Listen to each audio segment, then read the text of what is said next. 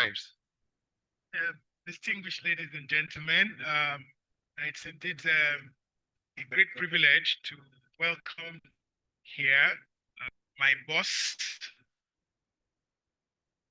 my brother, my junior brother, my boss now, the Controller General of the Nigerian Customs Service, Mr. Wole Adeniyi. But for most of you that don't really know much about me, I stand here before you today. First and foremost, I always regard myself as a custom officer. That's where I served most of my youth. And that's where I learned all the lessons that most of you know me for. Thank goodness.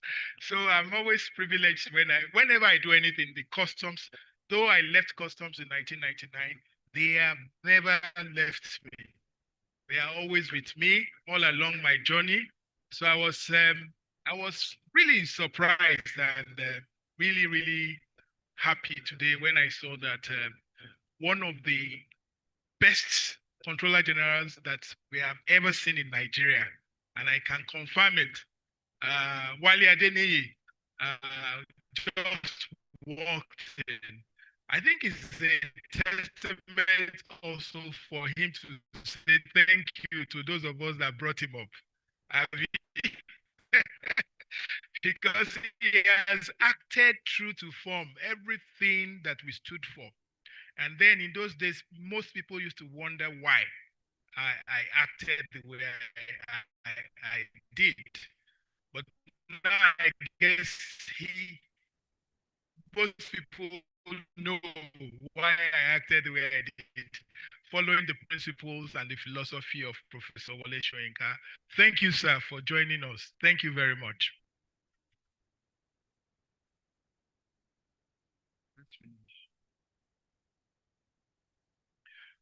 Thank you, Professor Adesuji. Distinguished ladies and gentlemen, the introduction continues because the hall is packed full of big names. So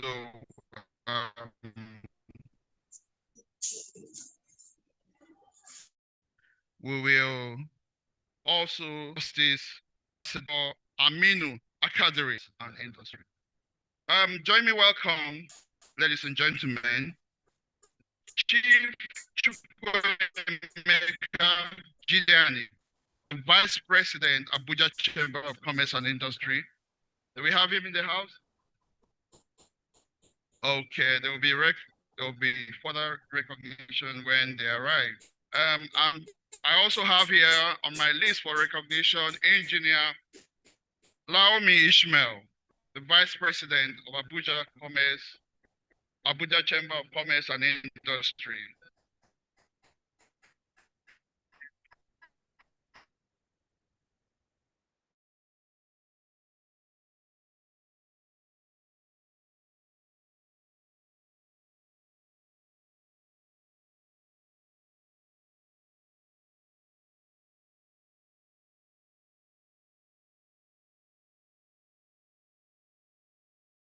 Kumbo Kayode, SAN, the former Attorney General of the Federation and 4 times Minister of the Federal Republic. Please, do we have him? You're very welcome, sir. You're very welcome. We have a long list, so permit me, we'll be flipping over and over through our list. Let me use this opportunity to also welcome the president and members of the National Association of Retired Paramilitary Officers, NEPO. Do we have them in the house? A round of applause. I can see a number of them. A round of applause, please. Join me, welcome Mr. Zubairu Mohammed, no, Zam. Do we have him here? You're welcome, sir. And join me, welcome a very special friend of mine, Dr. Chijoke Ekechukwu, the Vice President of Abuja Chamber of Commerce and Industry. You're welcome, my DG. Join me, welcome another very special guest, Ms. Oladoyin Waye. My apologies if your name wasn't spelled correctly, but we have this very special guest here who is the Deputy Country Director of GIZ Nigeria and the ECOWAS. Please, can you indicate so that a round of applause? Where are you, please? We want to know where you are. Okay. And then we have on our list for recognition Hajia Ladi Kalagun. Katagun. My apologies. Katagun Hajia. Okay, you're welcome, Hajia. I'll allow my colleagues to take some more introductions as we move forward in this event. Thank you all, distinguished ladies and gentlemen. You are welcome to this very special occasion. Continuing with the recognitions, we want to recognize in a very special way the Permanent Secretary, Intergovernmental Affairs, Dr. Onusoro. If you are here, please, can we recognize Dr. Onusoro, the Permanent Secretary? We also have His Royal Highness Eze Jude Obidiegu, OON. His Royal Highness Eze Jude Obidiegu, OON. If you are here, please, can we recognize him? Thank you.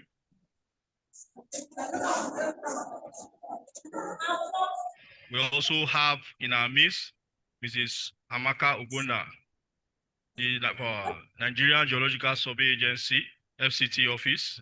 If you are here, please, can we recognize her?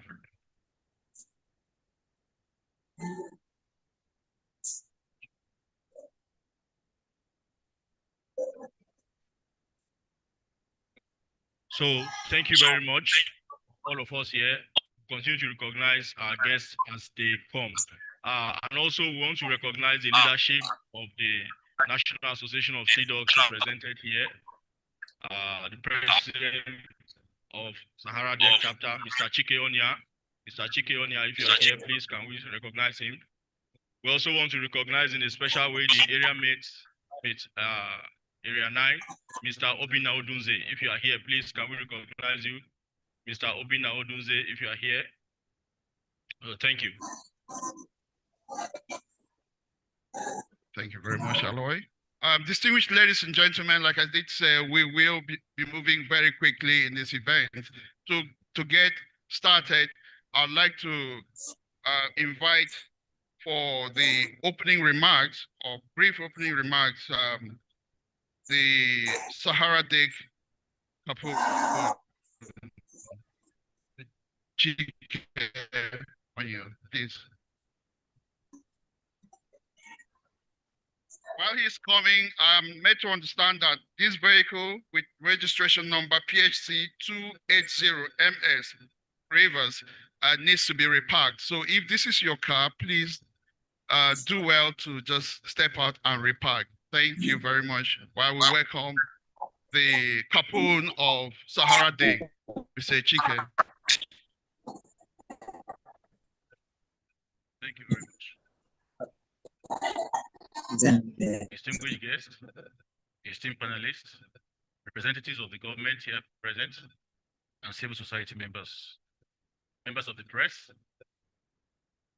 fellow members of the National Association of Sea Dogs, parents and fraternities.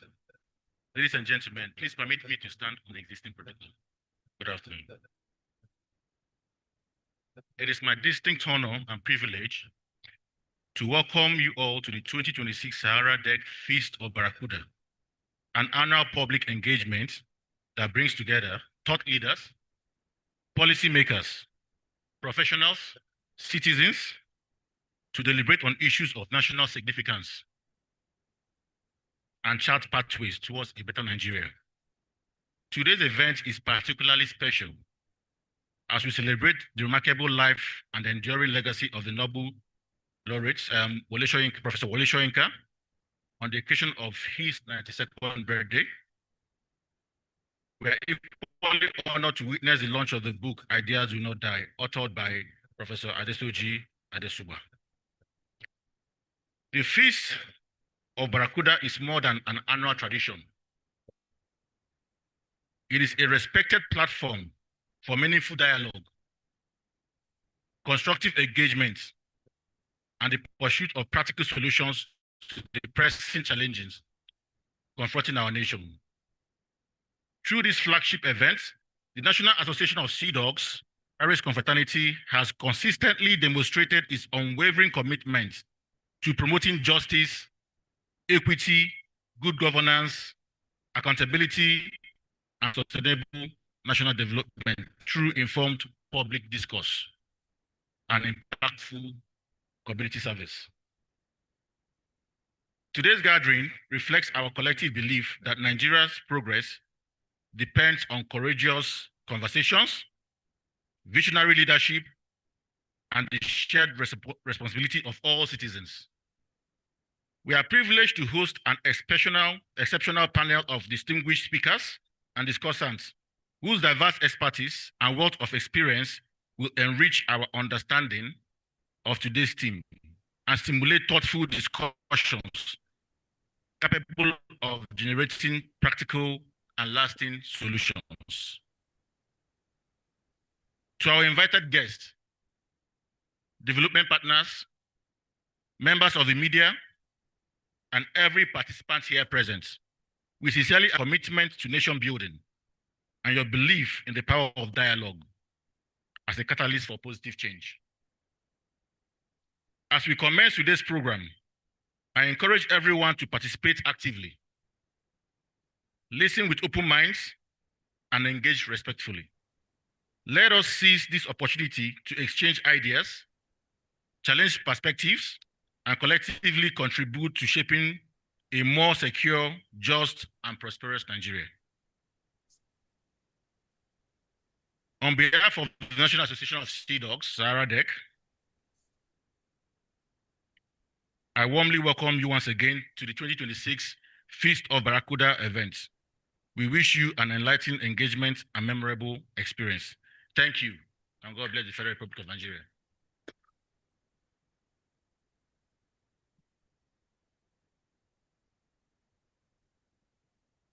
Another round of applause for the Capone of Sahara DEC of the National Association of Sea Dogs Paris Confraternity, Mr. Chike Onya.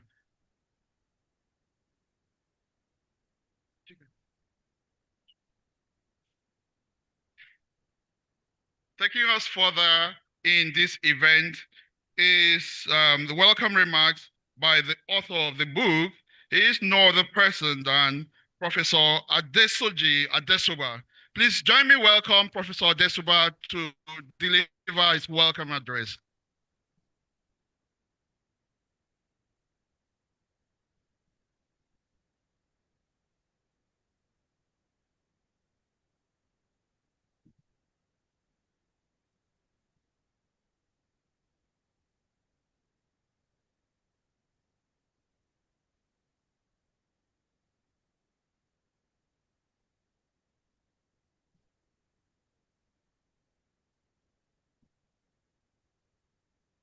Good afternoon.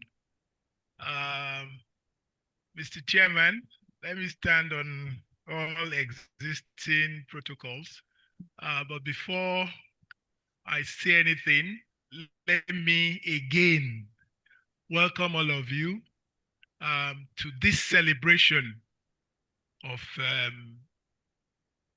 Professor Wole Soyinka's 92nd birthday. Let me use this opportunity to warmly welcome my very good friend, my brother, my boss, Prince Ade Tokunbo Kayode, for being here with me. Let me welcome my very good friend, my brother, my boss, Chief Emeka Obegolu, for being here with me today. I have so many bosses here. Let me welcome my Oga Kwata Kwata, Engineer Jani Ibrahim, MNI, for being here, and so many of my Ogas, my Capones, my Ogas, my confraternity, the National Association of Sea Dogs. You are all welcome. And as the man himself, he didn't die. He turned 90 And I thought to myself, what would I do with my mates to wish him a happy birthday? So I decided to walk and to go and see a traditional ruler, the Alake of Egbaland. And we had a discussion on no other the person on Wole Soyinka. He told me a lot of stories about Wole Soyinka. And maybe someday when we have time and any one of you cares to listen, I will recount that story, the stories he told me. But then it led me to do something. It led me to go and seek that forest of 1,000 demons, where he said Wole Soyinka grew up and where it had tremendous effect on him as a human being. I was intrigued. I needed to know because I had followed Wole Soyinka since 1978 when I entered the University of Lagos. And I needed to know why the man behaved the way he did. So I went and sought for the forest of 1,000 demons. And there I saw some things. I passed through many caves and I crossed many rivers. And I searched for that book where I will be able to see wisdom and know how and why Captain Blood did behave the way it did. But what I found in that forest, I found elves, I found spirits and gods, I found aliens, and we all sat down and had a meeting. What would we give this man who had turned 90? Aha! One of them, Ajantala, said to me, why don't we write him a book of poems? And so we all sat down. Birima from outer space, Jakumo from somewhere in the north. They all came and we sat down. And after 90 days and 90 nights, we came up with a book of poems to celebrate 90 years of Wole Soyinka. And that's what led to the Whispers of the Celestial Grove. This was the first book I wrote in 1990 to celebrate Professor Wole Soyinka. So many people were wondering who did it. And it bears a tribute to Professor Wole Soyinka at 90. So now you know that it was compiled by Egbere and 1,000 spirits. But here is the wisdom behind it. Egbere is a folklore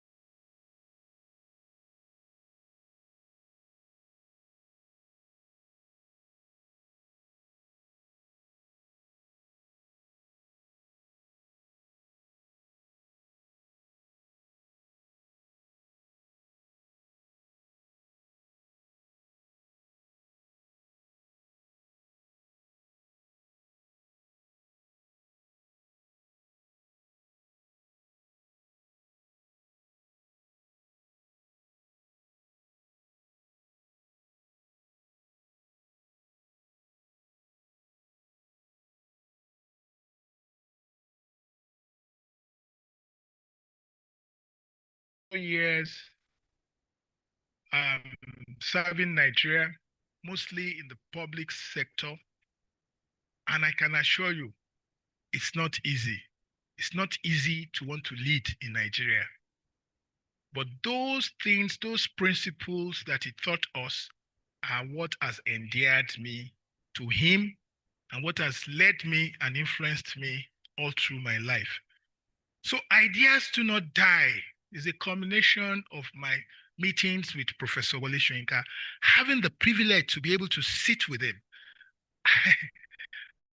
I do not know how to describe those moments that I have to speak with Prof.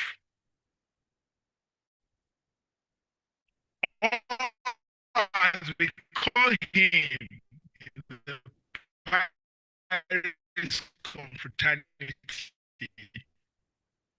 Captain Blood of Tortuga. It's very inspirational. It takes me and makes me to doubt myself and my abilities. It reinvigorates me to do better. And it also gives me hope about where Nigeria is going. Where are we?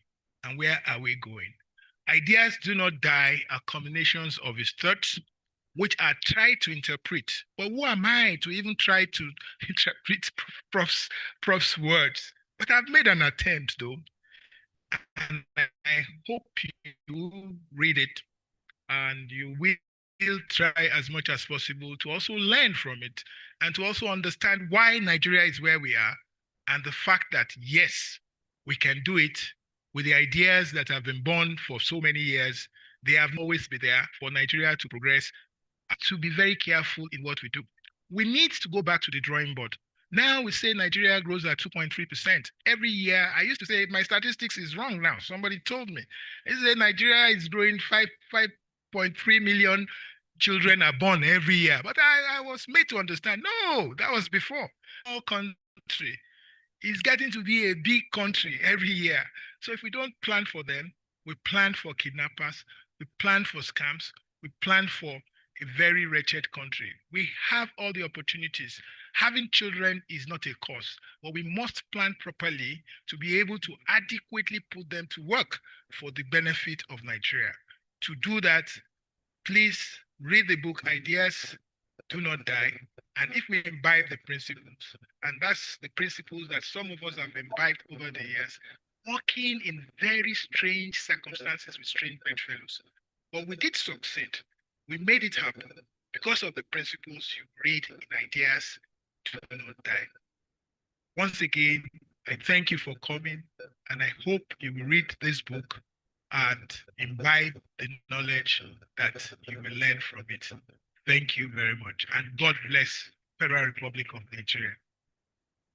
And also make sure you get a copy of Whispers of the Celestial Light.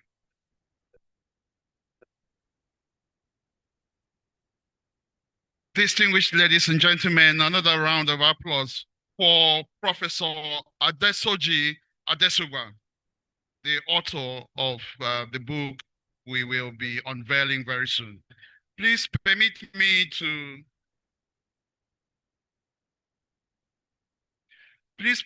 to recognize a very special guest who is in our midst today. He is no other person than Chido Onoma, PhD. Chido is the special advisor to the National Security Advisor on Strategic Communications and Civil Society Liaison, and also an ally of Captain Blood of Tortuga, Professor Wole Soyinka, and he has been a very important partner of the National Association of Sea Dogs Pirates Confraternity. There's a lot of introductions to be done, so please pardon me if I haven't called your name yet. We will do that in the course of the event. But just to say that this hall is also populated by a cross-section of very senior leaders and very senior members of the National Association of Sea Dogs, especially of the CVI Island. Please put your hands together to welcome the CVI Island members who are here. ODGM, And also, there are Sea Dogs all around. There are members of the Pirates Confraternity. Ahoy, Sea Dogs! Ahoy, Sea Dogs! You're all welcome. Moving forward, we want at this point to welcome the chairman of today's occasion to deliver his opening address. Join me welcome Engineer Jani Ibrahim, the President, Nasima. A round of applause for our chairman. Please keep clapping until he gets here. Keep clapping until he gets here.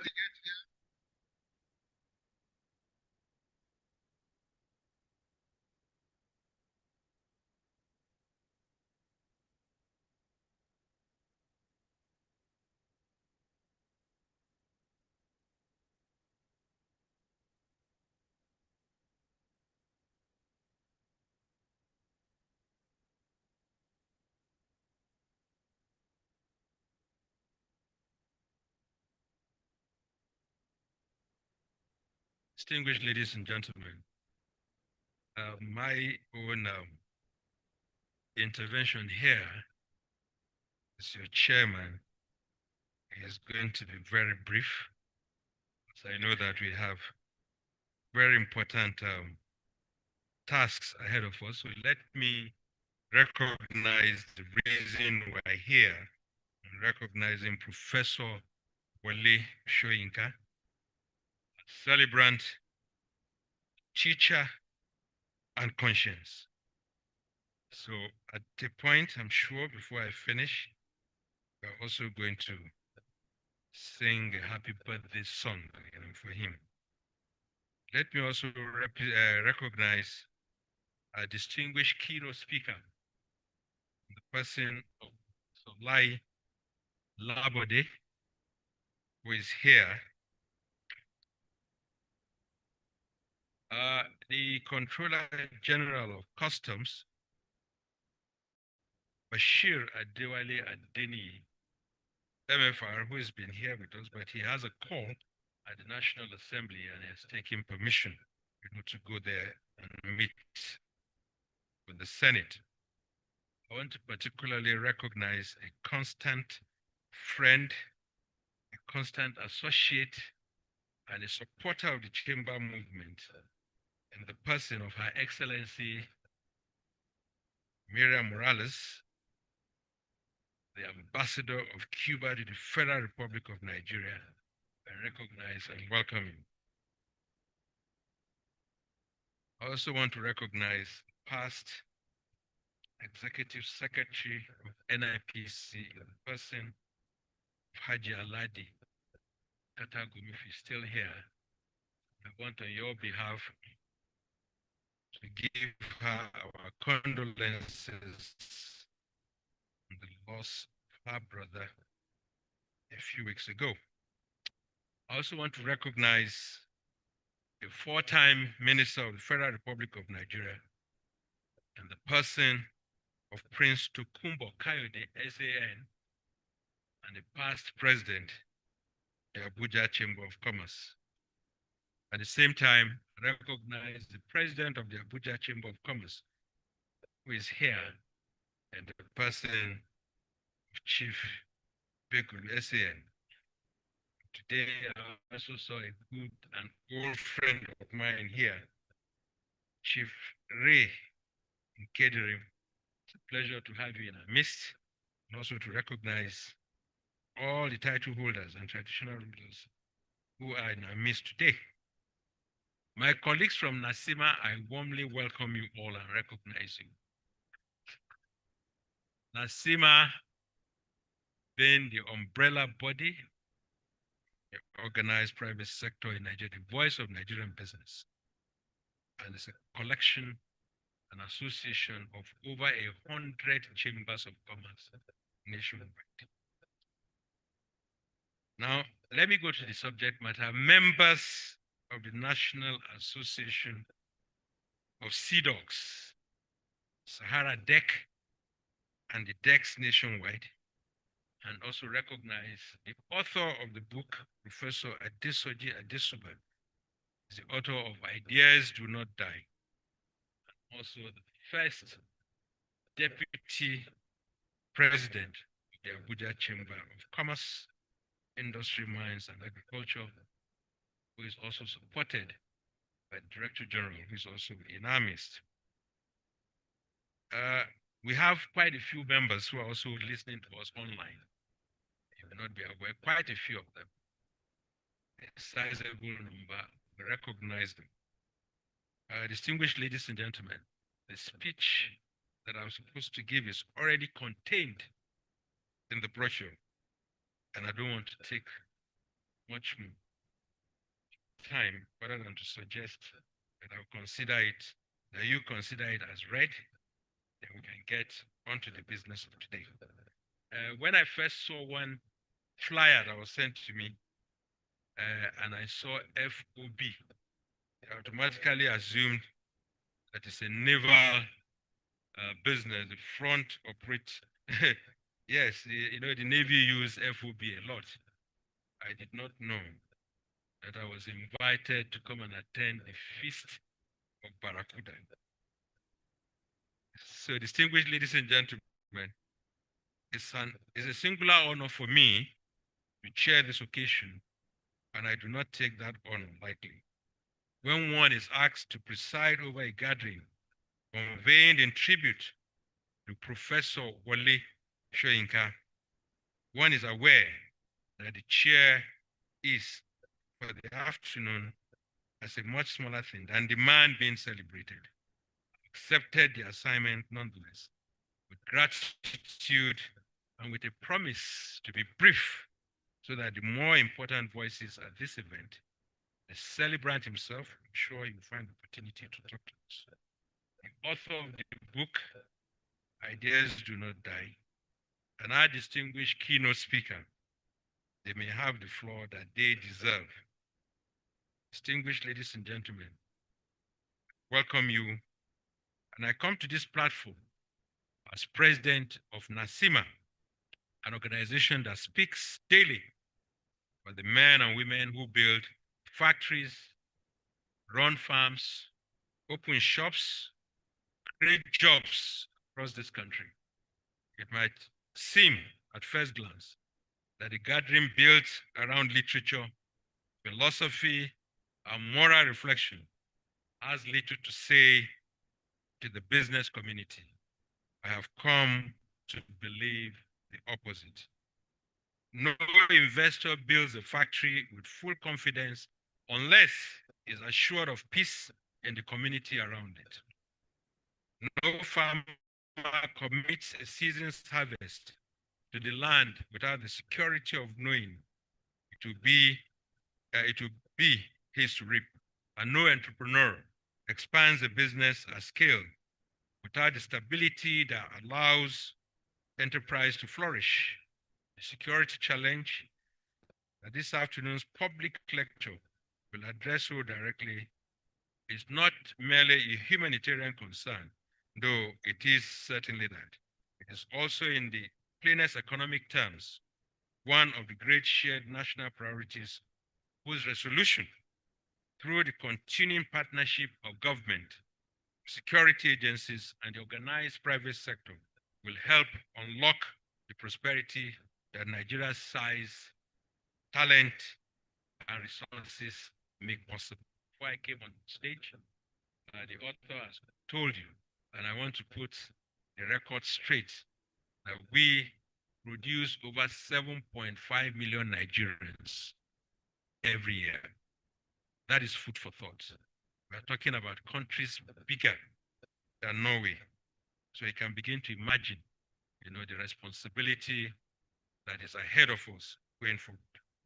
So that is why the theme our keynote speaker will address, moral rebellion as the missing link in addressing Nigeria's security challenges, deserves attention of every chamber of commerce, every industrialist, and every investor in this room, standing alongside security services and government in their continuing efforts on this front. Professor Wole Soyinka has taught us across 9 decades that conscience is not a luxury, reserved for poets.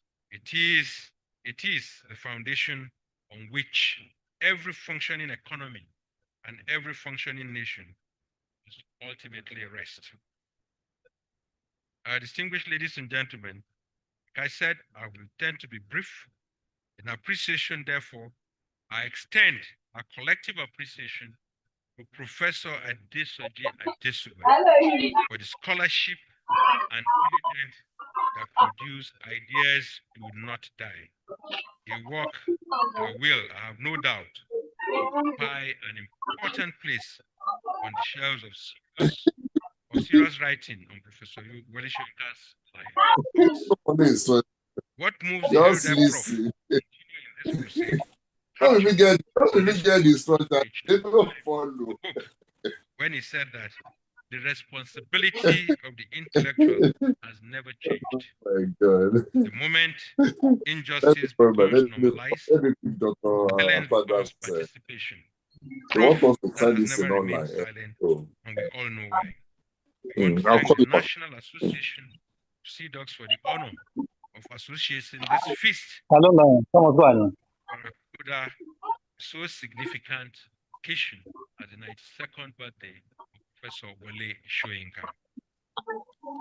And I thank each of you, our distinguished guests, for setting aside this afternoon to be present for a celebration that is in every sense a national event deserving of national attention.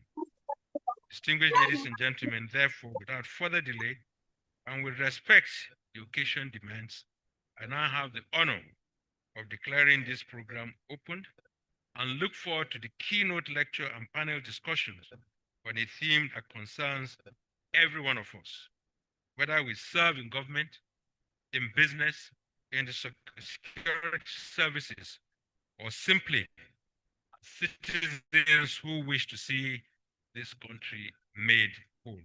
I want to thank you all. Thank you. God bless Nasima.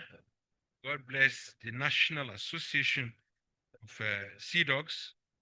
God bless the Federal Republic of Nigeria. And may God bless and protect our defense forces. Thank you very much. And on your behalf, I'd like us to say a very happy birthday song to our celebrant. I don't know whether it's on the agenda when you are cutting the cake, in which case we can. Well, I don't know who will lead us. Maybe the author himself. I mean, he has a sonorous voice, because when he was in the forest, you know, and he encountered so many spirits, you know, his voice is good enough, you know, to take us through this very important assignment.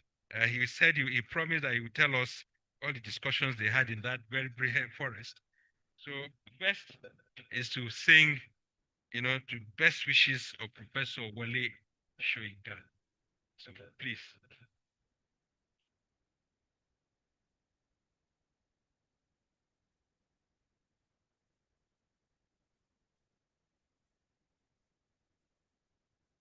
To you, happy birthday to you. Thank you. Let's give 3 cheers. Hip, hip, hip. Hip, hip, hip. So you can do better than that. Let's bring down the roof. Hip, hip. Thank you very much, and you're most welcome. Thank you very much, Engineer Jani Ibrahim, for the chairman of this occasion, for that speech. Like he said, the full speech is captured in the brochure, so we can look at it and read the comprehensive speech. Without wasting much time, I will have the singular privilege and honor to quickly read the profile of our keynote speaker today. Our keynote speaker, as we all know, is Are Prof. Lai Labode, the Are of Egbaland, President, Confederation of African Fashion. Professor Lai Labode, PhD, Are of Egbaland, is a distinguished entrepreneur, philosopher, cultural icon, and traditional leader whose work has consistently advanced African heritage, ethical leadership, and national development. As the area of Egbaland, he has distinguished himself as a passionate advocate for cultural renaissance, innovation, and value-driven leadership. He is the MD CEO of Cash Token Rewards Africa, President of the Confederation of African Fashion, CAFA, founder of the Laila Bode Heritage Foundation, and convener of Egbaliganza, an internationally acclaimed cultural initiative celebrating the richness of Egba heritage through fashion, arts, and scholarship. Through his widely respected Constellation of Thoughts series, Professor Labode continues to provoke thoughtful discourse on leadership, morality, culture, and societal transformation. At the Wole Soyinka at 92 celebration, and also the celebration of the Feast of Barracuda, Professor Labode will deliver the keynote address on the theme, Moral Rebellion as the missing link in addressing Nigeria's security challenges. Drawing inspiration from the enduring philosophy and moral courage of Nobel laureate Professor Wole Soyinka, the keynote will examine how ethical leadership, principled resistance to injustice, and a renewed national value system can serve as critical foundation for overcoming Nigeria's complex security challenges and building a more just, peaceful, and resilient nation. On this note, it is my privilege and honor to ask all of you to join me in welcoming the foremost traditional ruler, Are Professor Lai Labode, the keynote speaker of this occasion. Please, can we be upstanding as we welcome him to the stage? Please, I urge us to be upstanding as we welcome him to the stage. Thank you very much. Thank you very much, Professor.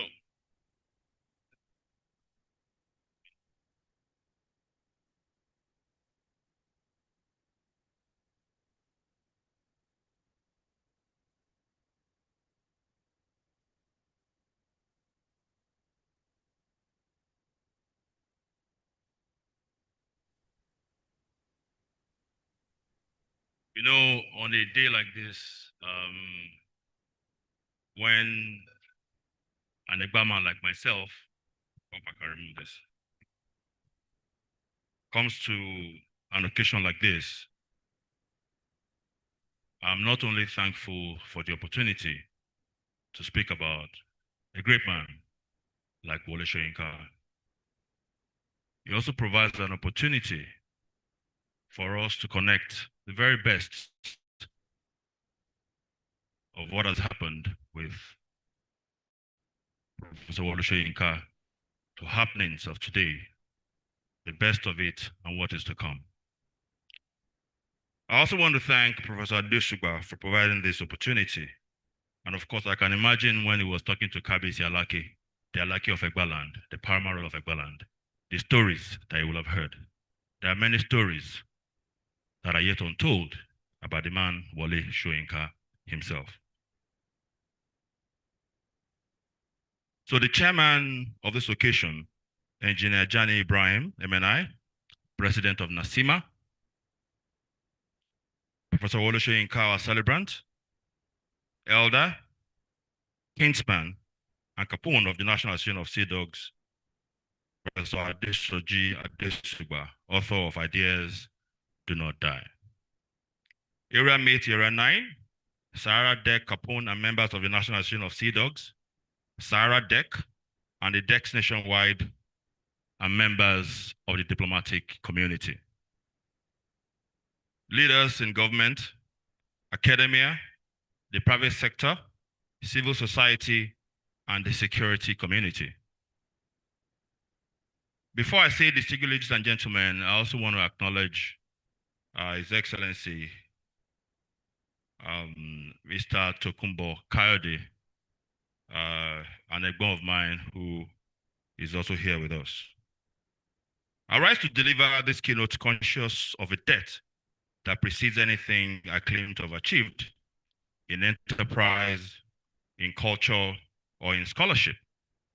I stand before you today as Are of Egbaland, the youngest in history, of course, a title once held by warriors who defended our people, now entrusted to me as a steward of a kinsman of a man we celebrate here today. And indeed, of course, a man we celebrate every day. Professor Wole Soyinka and I share a heritage that runs deeper than admiration.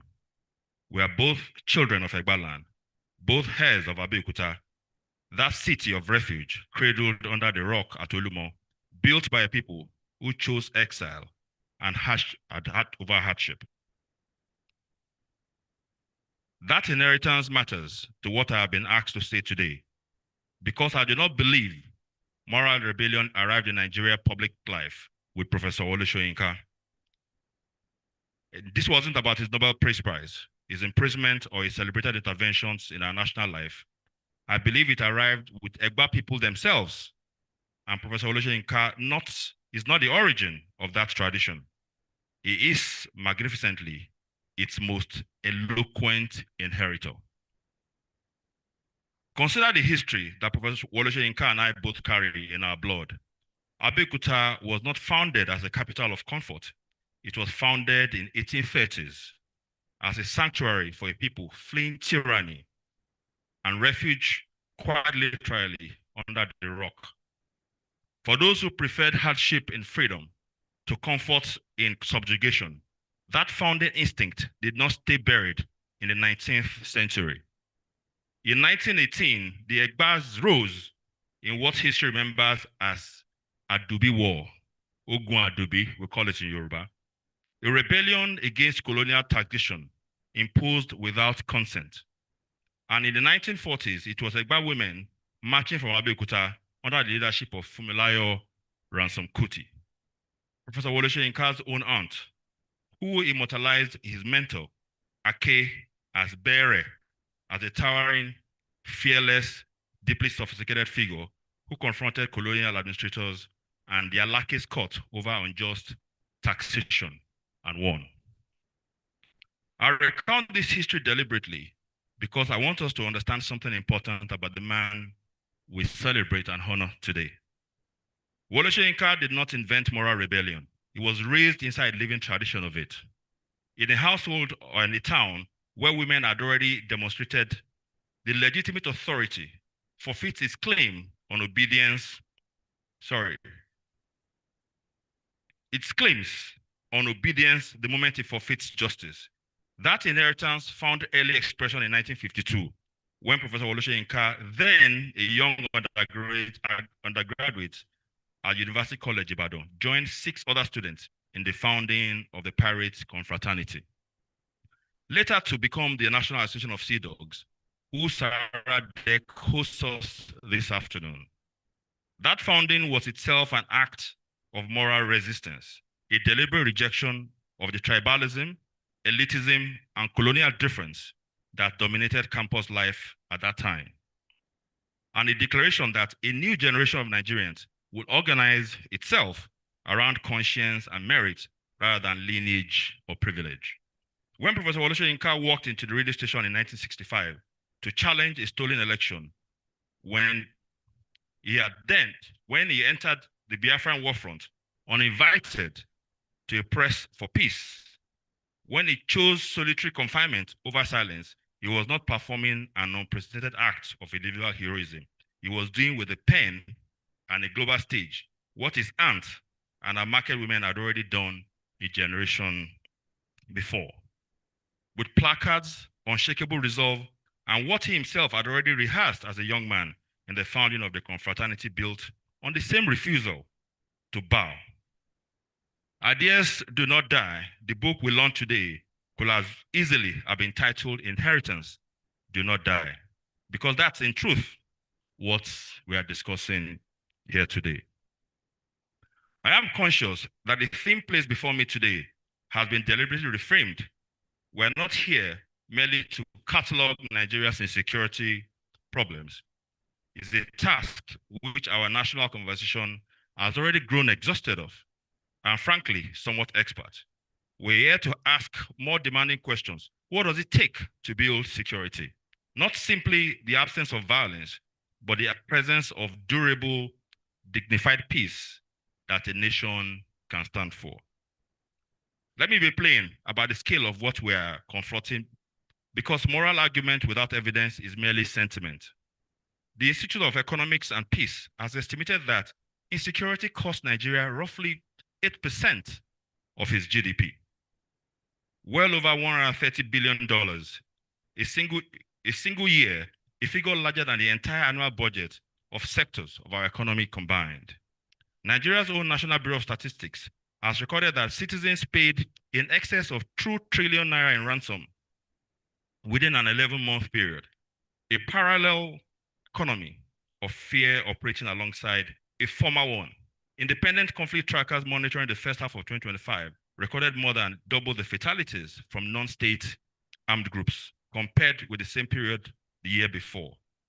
With this well over 2 million people displaced across Northeast Nigeria, Northwest, North Central zones combined, that these are not just abstractions.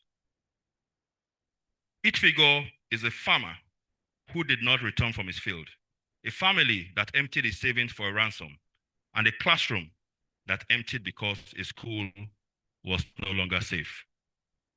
I want to suggest that reframing insecurity as a security building challenge in itself is an act of moral rebellion, just like Wole Soyinka would say. It refuses the passive, victimized posture of a nation perpetually cataloging what had gone wrong and demands instead the harder, more constructive posture of a nation that decides what it will and must build. Professor Wole Soyinka's own philosophy, properly understood, has already pointed in the direction. In his 1986 Nobel lecture, "This past must address its present," he insisted that the past of injustice cannot simply be mourned.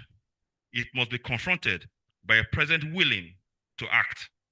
His insistence on the conscience over convenience was never merely a critique. It was an architecture, a set of instructions for how a just society sustains itself once the shouting stops.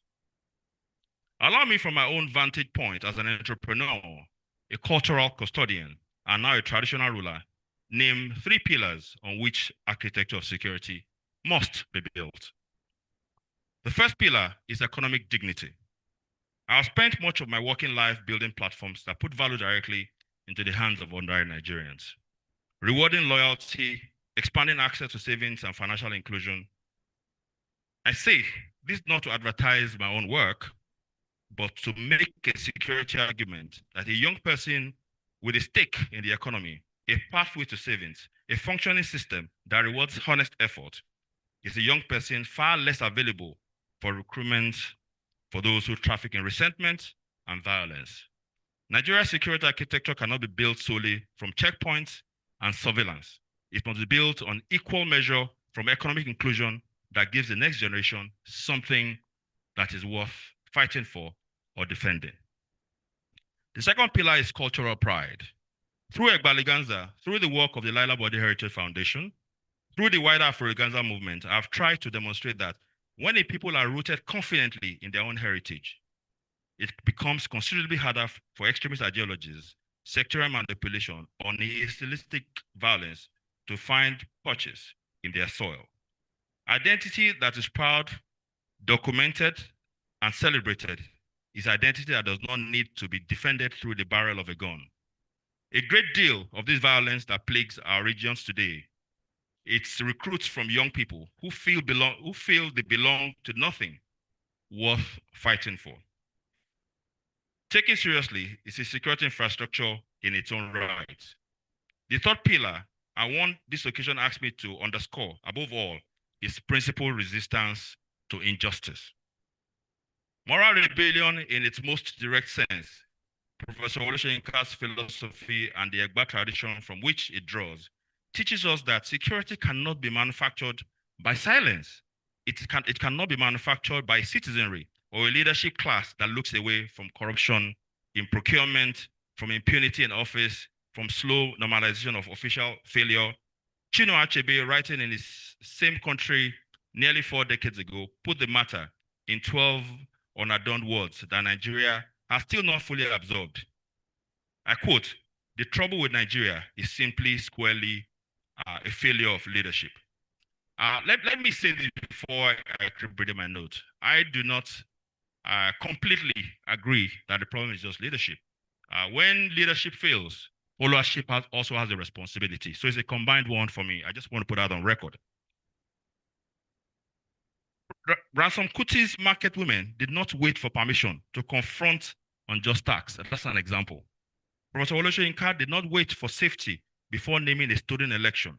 Neither should we wait in this generation for perfect conditions before naming the failures that have made our roads, our farms, our schools unsafe. Nigeria's moral rebellion and Professor Wole Soyinka's place within it does not stand alone in history of ideas. It belongs to a much larger global chorus of thinkers who reached for an entirely different source. The same conclusion that Albert Camus, writing in the Rebel out of the wreckage of Europe, that had just watched fascism dress itself in language of order, argued that rebellion is the very proof of shared human dignity.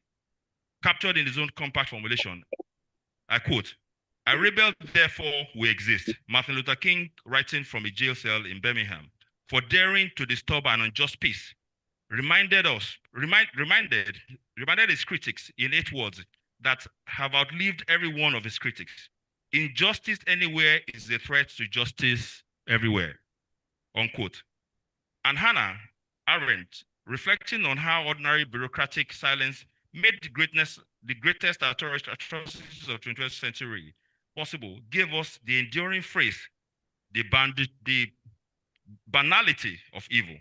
The warning that catastrophe rarely announces itself, it simply accumulates an unchallenged small compliance at a time. I place Professor Wole Soyinka deliberately in this company, not to borrow him credibility it does not need, but to show Nigerians something too often forgets, that philosophy animating this book and this birthday is not parochial sentiment. It is Nigeria's fully qualified contribution to a conversation the whole of our humanity has been having. Every language in every century about what conscience owes to power. I've, in my own small constellation of thoughts, tried to offer this reflection to those who will listen, that leadership divorced from conscience produces only temporary order, never lasting peace. Professor Wole Soyinka has offered Nigeria the fuller, harder version that some thoughts across 92 years at far greater personal cost than I've ever been asked to bear. It's the debt that every Egba child, indeed every Nigerian owes him, now the debt of applause, not the debt of applause, but that of imitation. Professor Wole Soyinka, I address you today as a young son of Egbaland, speaking to an elder whose life has already answered questions my own generation is still learning to ask. I do not come to this podium merely to praise you.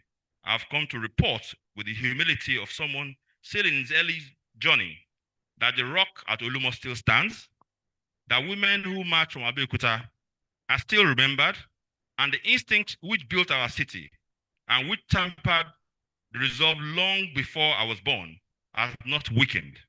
In the generation since, it has simply been waiting patiently for younger hands willing to take up the next assignment. The assignment, ladies and gentlemen, in Nigeria's security, not as a problem to be endlessly diagnosed, but as a peace to be deliberately built on the foundation of economic dignity, cultural pride, and unrelenting refusal to call injustice by any gender by name. Happy birthday, happy 92nd birthday, Professor Wole Soyinka. Thank you, and God bless Egbaland. God bless the Federal Republic of Nigeria. Thank you very much.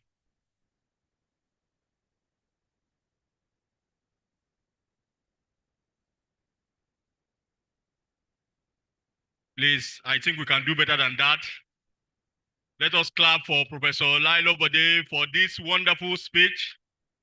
I think he has set a tone for what is going to be a very robust conversation this afternoon when eventually we call in our panelists. He has given us a very sound speech, which we all will agree that addresses the very fundamental of our national existence. So without wasting more time, we want to tell us that we will unveil the book that somehow also connects to the keynote speech today, so that after the unveiling, we'll begin the panel discussion. To our distinguished panelists, please, we know you are still here, we have seen all of you. Will be introduced shortly, but we want to quickly take that very important unveiling before we go into the robust conversation around the keynote speech this afternoon. Thank you very much. Mr. Ede. I think that keynote address deserves another round of applause.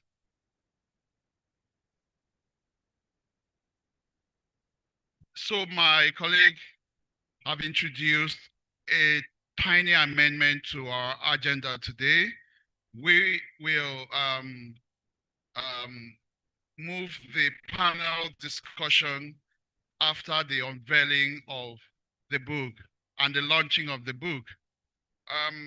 I think to roll out this next item on our agenda, on our program this morning or afternoon, we would, at this point, invite the book reviewer to dissect the book and tell us what is in this book that we're about to unveil.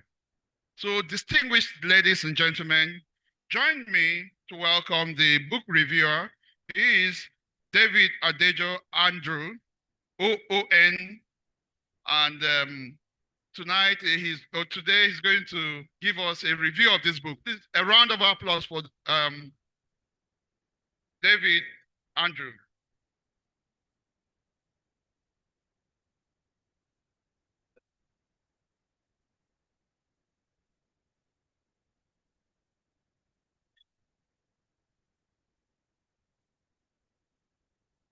Wow. I came here thinking that I'm going to do a book review by 2:15, and I'm being asked to do a book review earlier than then. But all the same, that is the pattern of unconventionalism that marks both Wole Soyinka and Professor Adesoji Adesuba. Distinguished guests, ladies and gentlemen, you will permit me to skip the protocols that have already been established by both MCs and previous speakers. And I'll go straight to what I think is my assignment here. I want to first thank Professor Adesuba for the privilege to review a book he has written to celebrate Wole Soyinka's 92nd birthday. Of course, we know as a literary icon, many of such celebrations will be going around globally. I also commend Sahara Deck. Sorry, am I communicating? Okay, I also commend Sahara Deck for choosing a theme that not only fits the persona of Professor Wole Soyinka, but also speak to what the FOB is supposed to achieve, as has been explained by the Sahara Deck Kapun. This book is not just a biography. It is a book written by one philosopher on another. Of course, one philosopher is old, the other is young. One philosopher, one thing that is common to both of them is they are pirates. Soyinka is a founder, one of the founders, and Adesuba is an unrepentant member. Another thing is that if you look at them very well, they both wear bushy beards and bushy hairs. But that of Soyinka is multi-storied, and Adesuba is trying to still build the stories of his bushes.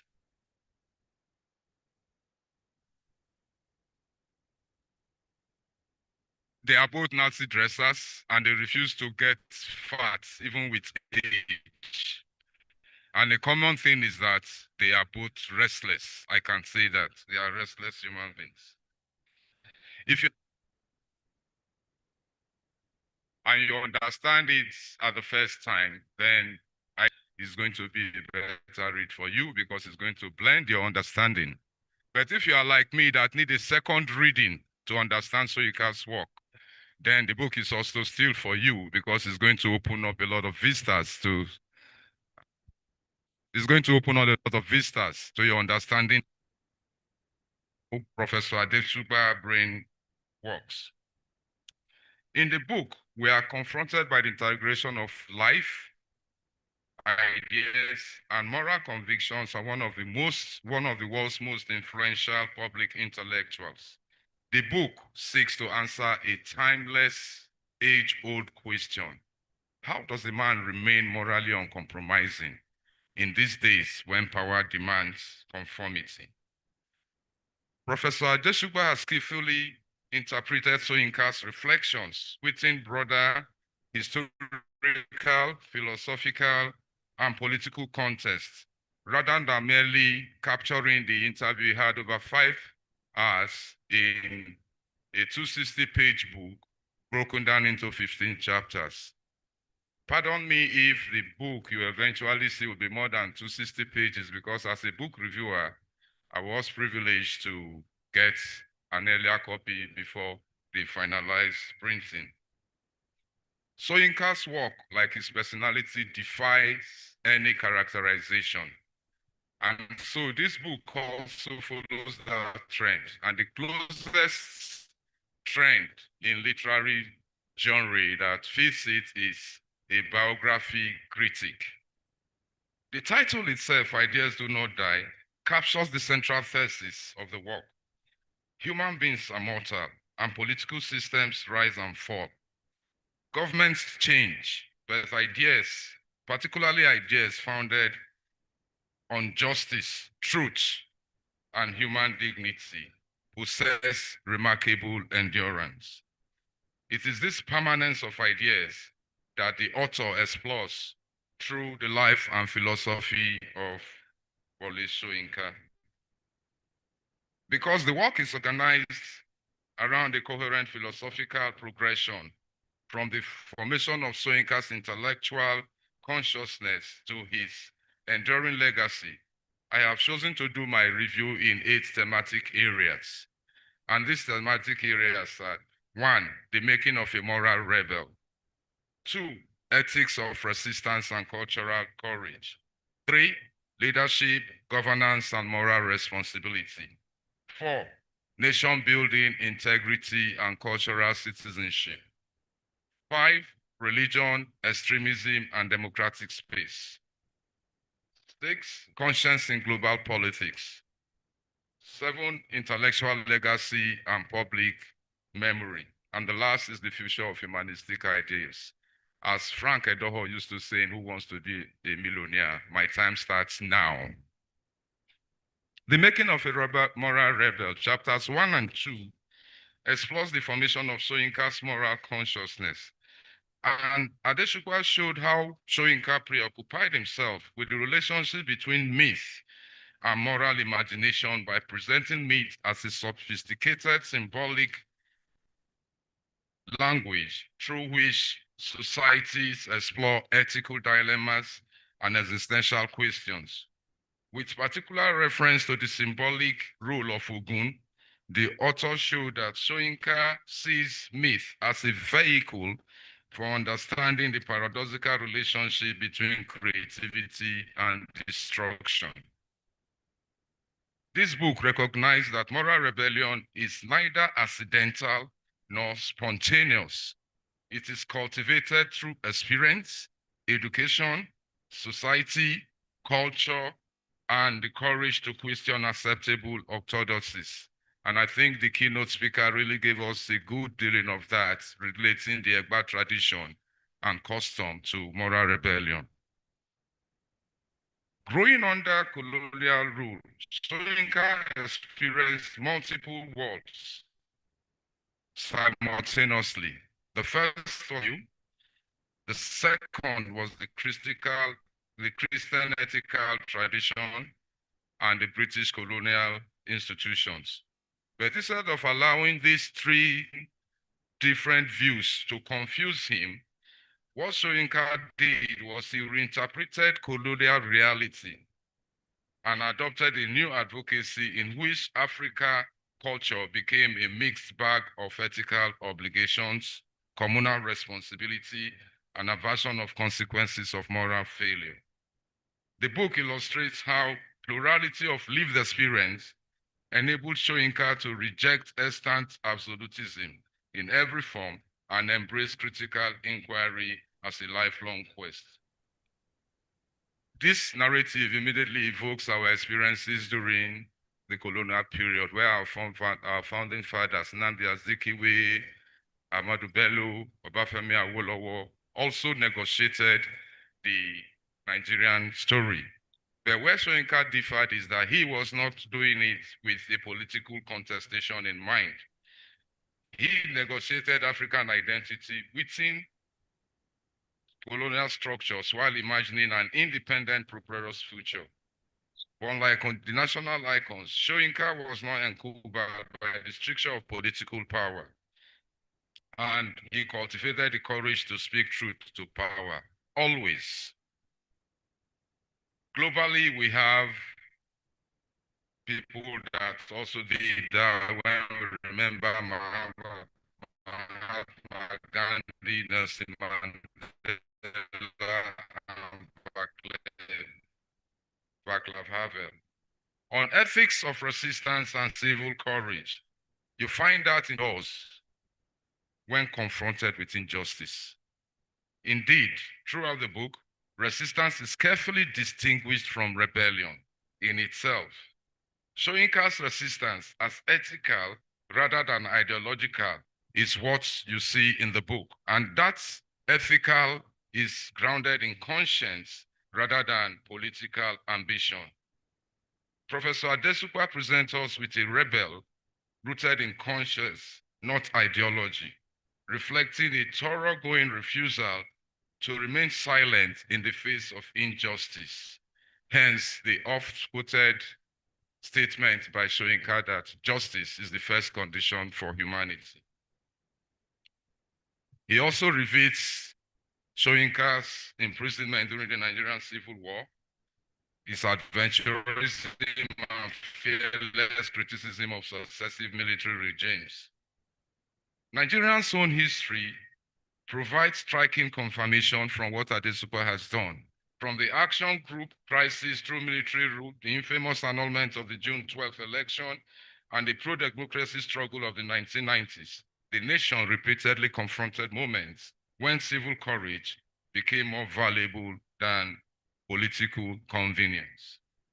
Again, we have global trends like the American civil rights activist Martin Luther King, the quintessential Polish leader Lech Walesa, and anti-apartheid movement in South Africa. On the third theme, leadership, governance, and moral responsibility. And this is where Professor Adesupa speaks to one of the key issues that is disturbing or bedeviling our country today. For me, this is one of the strongest contributions this book has made, and this is found in chapters 4 and 7, where the author defines Soyinka's idea of leadership as a moral and ethical vocation of political power. When you see petty political analysis analyzing leadership, they look at institutions and individuals. But Adesupa went beyond that to say that governance ultimately reflects the moral quality of leadership. And throughout the text, he draws out Soyinka's consistent critique of leaders who mistake authority for legitimacy. Political office, he argues, derives the moral authority and not from constitutional power, but from the ethical conduct, accountability, and service. While elections, constitutions, and democratic institutions are necessary, they are insufficient conditions for democratic governance. Democracy ultimately depends upon active citizenship sustained on ethical responsibility. Rather than idealize democracy, Professor Adesupa argued that democratic systems require continued vigilance against political apathy, corruption, and authoritarianism. This enforces the recurring theme that freedom survives only where citizens remain morally engaged. This discussion resonates deeply with our recurring governance challenges: corruption, weak institutions, abuse of office, declining public trust. The author's reflection also resonates again internationally when we remember the 16th President of America, Abraham Lincoln, Winston Churchill, the wartime President of United Kingdom, Nelson Mandela, and Lee Kuan Yew of Singapore. On nation building, identity, and cultural citizenship, which we see clearly captured in chapters 5 and 8, is a rejection of tribalism and simplistic nationalism.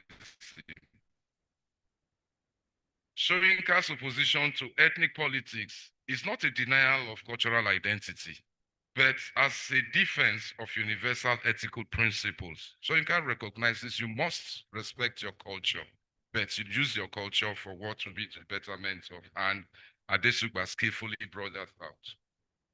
So for him, as Adesupa puts it to us, identity becomes problematic only when it replaces moral judgment. He also captures Soyinka's consistent argument that authentic patriotism does not require blind loyalty. True citizenship demands the courage to criticize one's nation, precisely because one desires its improvement. Adesupa also engaged political thought theories such as John Rawls alongside our own African humanist traditions, and demonstrates that Soyinka's philosophy of pluralism offers an authentic alternative to both ethnic nationalism and cultural homogenization.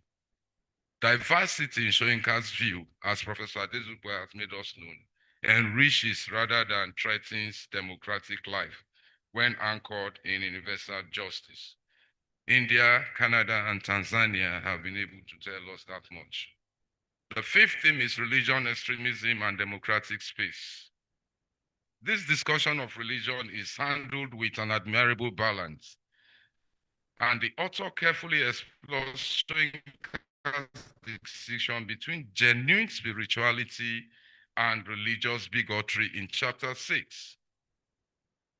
He assures us that Soyinka's criticism of religious fanaticism is different from the criticism of religion itself. While faith should be a source of ethical reflection, religious absolutism becomes dangerous when transformed into an instrument of political coercion. And rather than being an opponent of religion, organizing faith for political domination or violence, sectarian conflict, which draws a strong parallel, and enlightenment. The dialogue that Adesupa held in chapter 6 shows that enlightened thinkers like Voltaire and modern defenders of open society like Karl Roper expanded Soyinka's critique into a universal defense of international freedom. As a conscience in global politics, chapters 9 and 10 gives the greatest strength in which Professor Adesupa located Soyinka's persona and advocates within the global milieu. The author convincingly presents him as a global moral thinker whose ideas speak to universal questions of freedom, justice, and human dignity. Whether discussing authoritarianism, human rights, migration, conflict, or democratic decline, Adesupa shows that Soyinka's philosophy consistently emphasizes the supremacy of conscience over political experience. In fact, he appropriately classified Wole Soyinka as philosopher of conscience, whose enduring significance lies not simply in his immense literary achievements, but in his insistence that intellectuals bear ethical responsibilities towards society. Ideas do not die because they are rooted in universal moral principles, not temporarily political circumstances.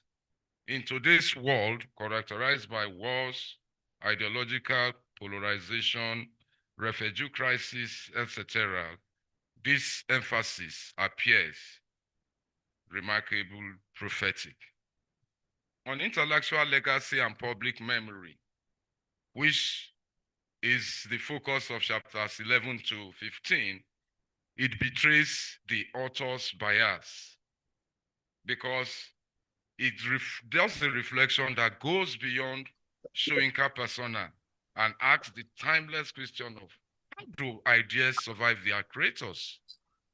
He provides the answer, and that is ideas will not die if they are preserved in institutions. Therefore, therefore, they are preserved in institutions, literature, education, individual and collective memories. They endure because they are transmitted through teaching, writing, public engagement, and the willingness of succeeding generations to continue difficult conversations.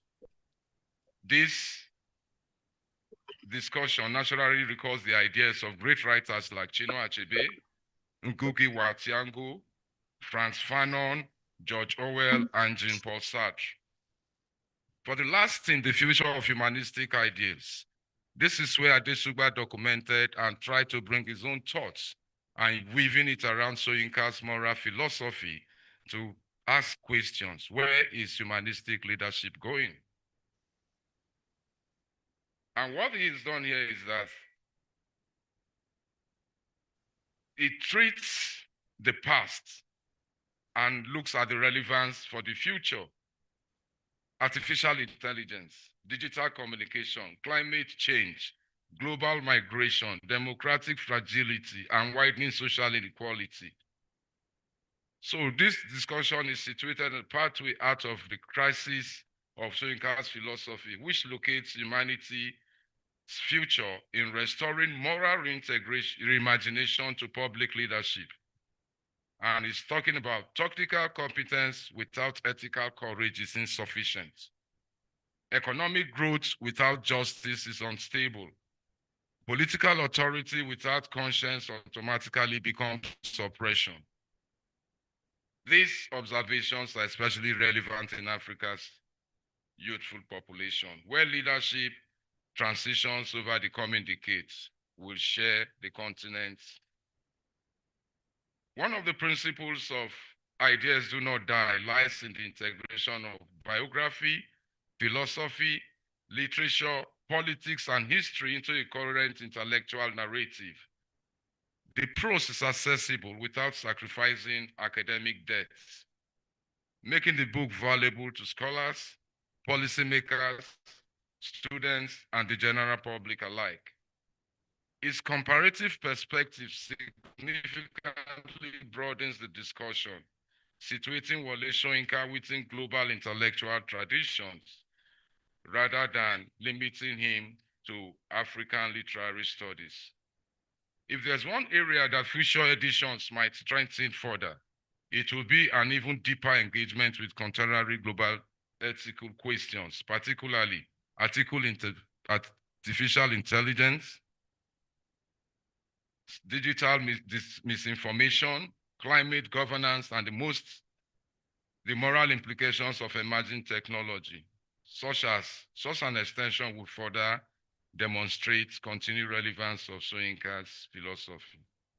A simple textual analysis of the book reveals that after the repeated expected prominence of the word Soyinka, which appeared 558 times in the book, the word with the highest philosophical incidence is moral, appearing 289 times in the book. This is not accidental.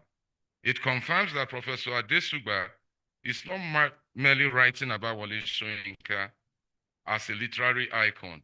He is presenting him as a moral philosopher whose interventions in politics, culture, leadership, religion, and public life are consistently grounded in ethical responsibility.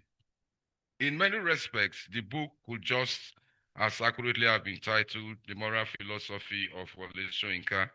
Again, the keynote speaker also gave us his own idea of what the book should have been titled, and that gives to show you the flexibility of what Adejupa has done.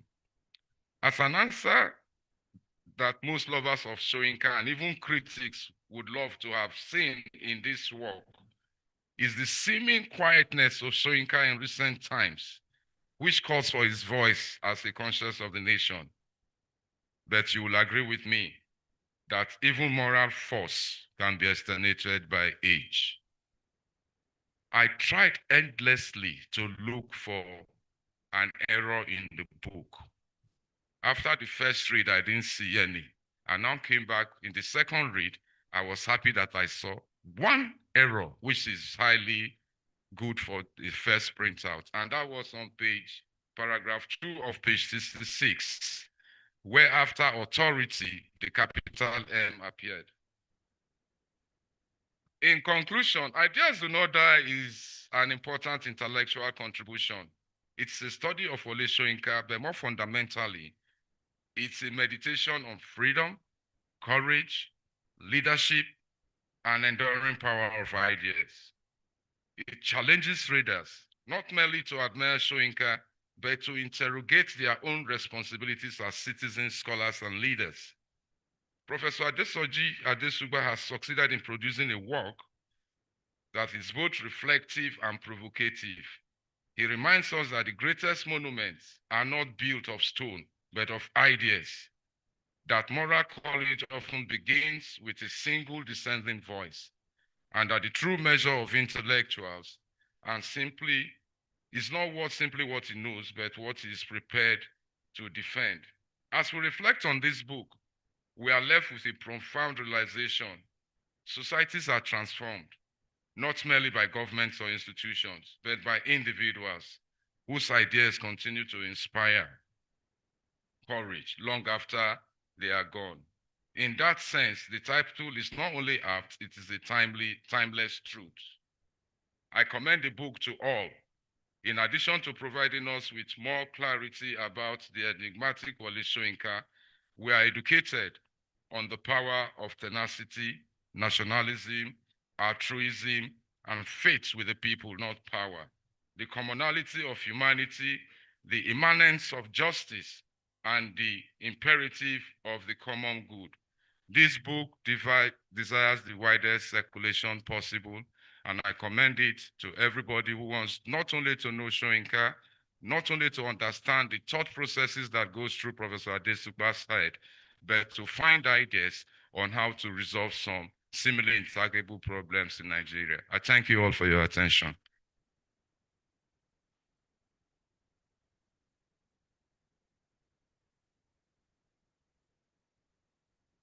I think Dr. David Adejo Andrew deserves another round of applause for that very extensive and insightful review of the book, Ideas Do Not Die. I would like to mention at this point that the book reviewer, Dr. David Adejo Andrew, is the immediate past permanent secretary of the Federal Ministry of Education. And I think he's done a brilliant work reviewing this book. Please put your hands together again for Dr. David Adejo Andrew. We have just made a slight update to the program this afternoon. And while we are launching and unveiling the book, we would like to concurrently put in place the panel that will discuss the very stimulating keynote address that you heard.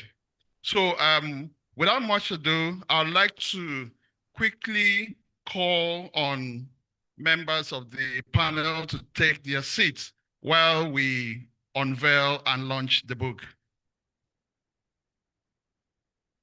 So, distinguished ladies and gentlemen, please put your hands together for the first member of the panel. He's no other person than Commissioner of Police Emmanuel Ojukwu, retired.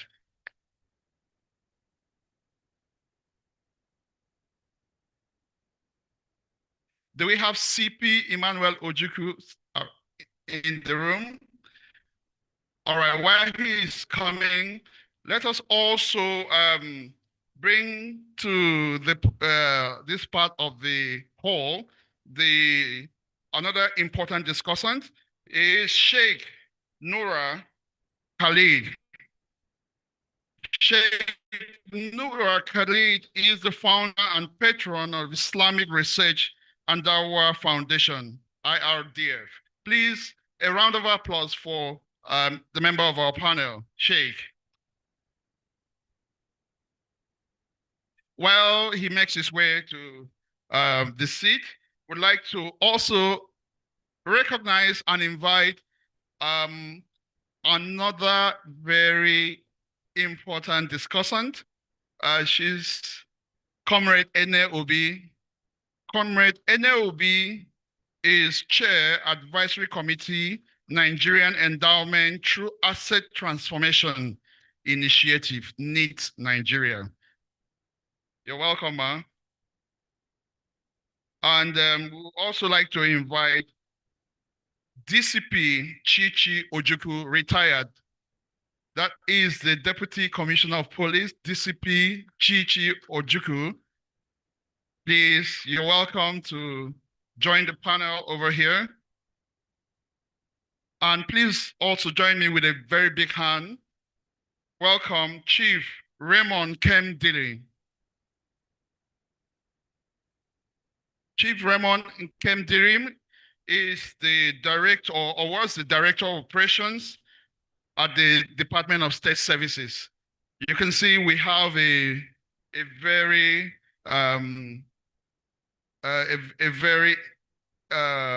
well composed panel. And then finally, we want to recognize at this point, I've seen him, CP Emmanuel Ojukwu is the retired Commissioner of Police and always at our event. CP Ojukwu, you're welcome. Thank you very much. So while they warm the seat, we would like to move to the book launch, and then to get started, I will invite the author himself to read the profile of the chief launcher.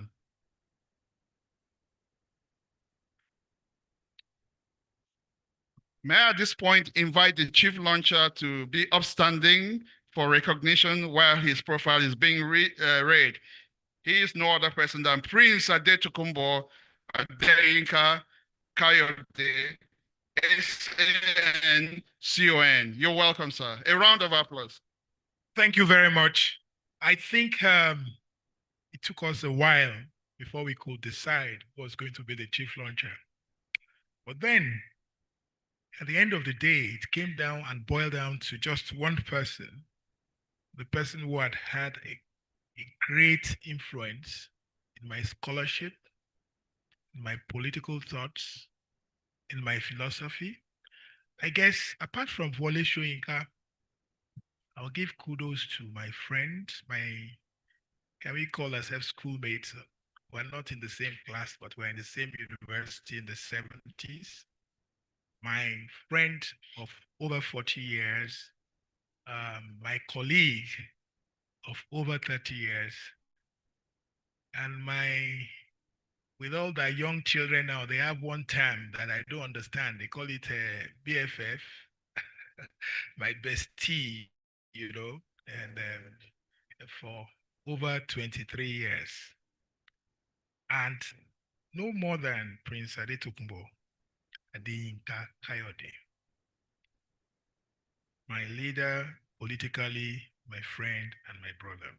Prince Adetokunbo Adeyinka Kayode, SANCON, is a distinguished legal practitioner, statesman, and the former Attorney General of the Federation and Minister of Justice. He was 4-time Minister of the Federal Republic of Nigeria. He has served as the Minister of Defense, Minister of Labor and Productivity, Minister of Culture and Tourism, and the Minister of Justice. With decades of experience in public service and legal practice, Prince Kayode has earned national and international recognition for his contributions to constitutional law, which interestingly is his passion. And I recall so many days we will discuss and debate on how Nigeria could be better by just twinkling with the Constitution. He's an expert in public policy, conflict resolution, and democratic governance. He is widely respected for his intellectual depth, principled leadership, and unwavering commitment to the rule of law. Beyond public office, he has remained an influential voice in national development, supporting initiatives that promote justice, education, economic growth, and institutional reform. His enduring dedication to ethical leadership and service has inspired generations of legal practitioners, public servants, and young professionals. I do not know how many SANs we have today that have passed through Chief Prince Adetukumo Kayode, definitely more than 10. As chief launcher of Ideas Do Not Die, Wole Soyinka and the Philosophy of Moral Rebellion, Prince Kayode brings to this historic occasion a distinguished record of service and leadership that reflects the enduring values of courage, integrity, justice, and moral responsibility championed by Professor Wole Soyinka. I present to you Prince Adetukumo Adeyinka Kayode, SAN-CON.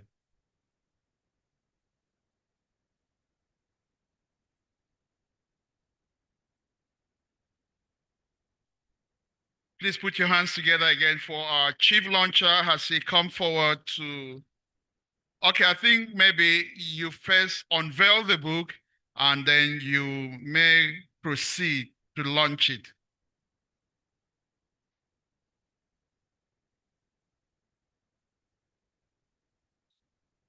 Just a round of applause as our chief launcher approaches the podium.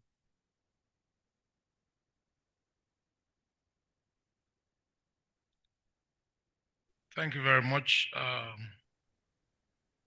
We have a very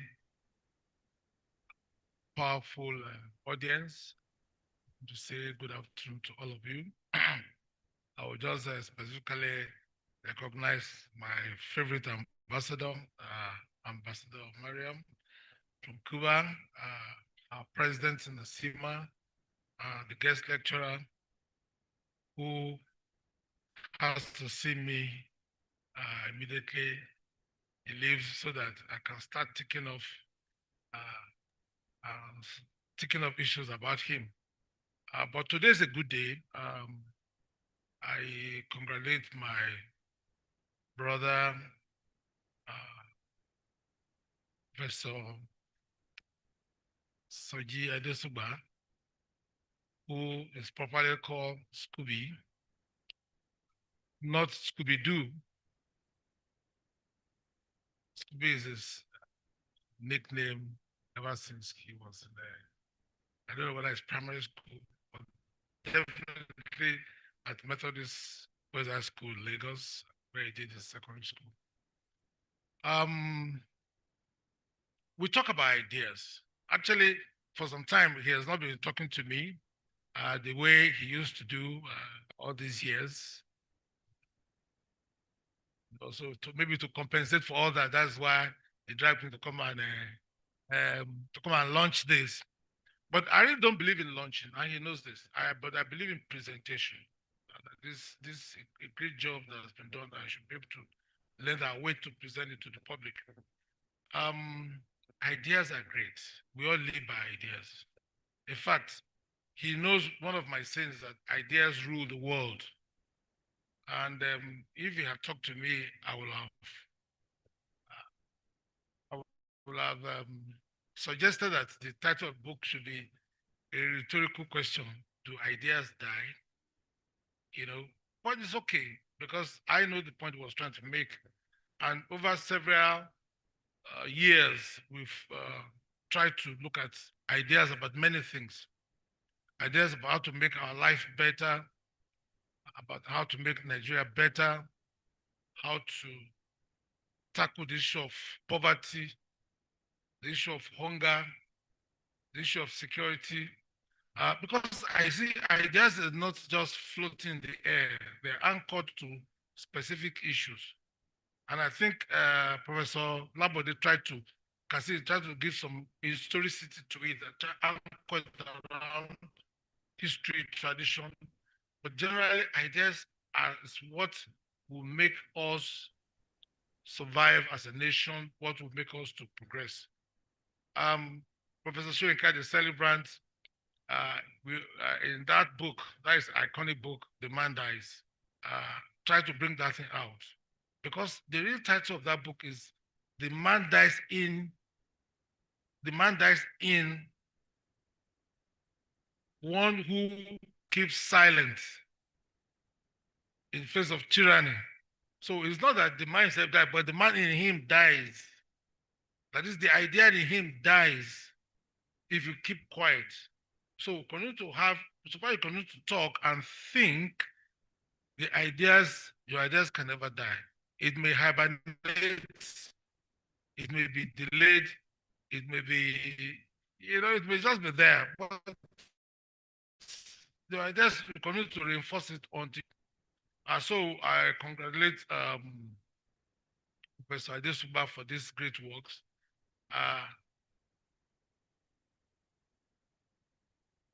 He likes to cause a lot of trouble by dipping his hand into many things. I'm sure the next thing he's going to do is going to write a book about gemology. Gemology is the study of gemstones. And because he has studied that sector, I was part of the idea, but I'm not as intelligent as he is. So I'm really not that, I mean, he can take those ideas and dip it down, but he has studied it, not only in Nigeria, in America, in the UK, gemology, because Nigeria is one of the biggest producers of gemstones in the world, and we don't even know. Some economics in Asia, many economies in Asia, the bulk of the GDP is coming from gemstones. Gemstones, 45% of which is coming from which country? Nigeria. And we do not even know. In fact, they told us over there. He knows what I'm talking about. So I'm happy that God continues to give him good health so he can continue to bring up some of these thoughts, ideas, and contribute to humanity and to national development. So on that note, it's my great pleasure to present the book, Ideas Do Not Die, in commemoration of the 92nd birthday of a universal icon, the Professor Wole Soyinka. And I hope this is the second in the series of books on Professor Soyinka, right? And I'm sure the third and fourth will be on its way. Congratulations. So I will now proceed to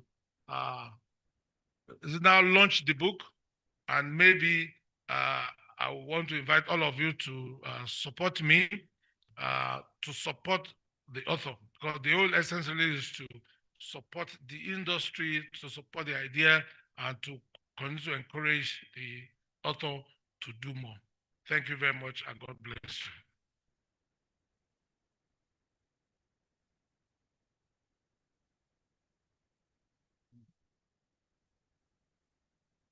Thank you very much, Chief Launcher.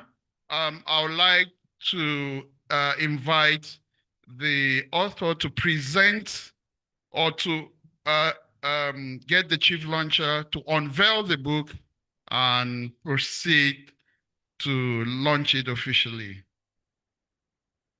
So, distinguished ladies and gentlemen, the Chief Launcher is about to unveil this book.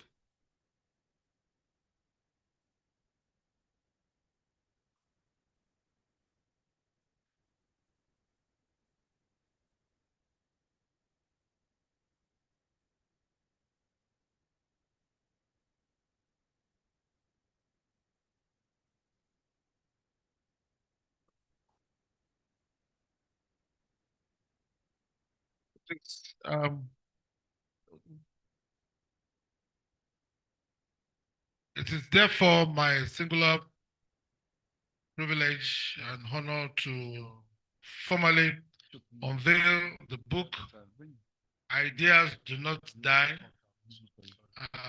Professor Wole Soyinka, GCON, and the Philosophy of Moral Rebellion by Professor Adesoji Adesuba.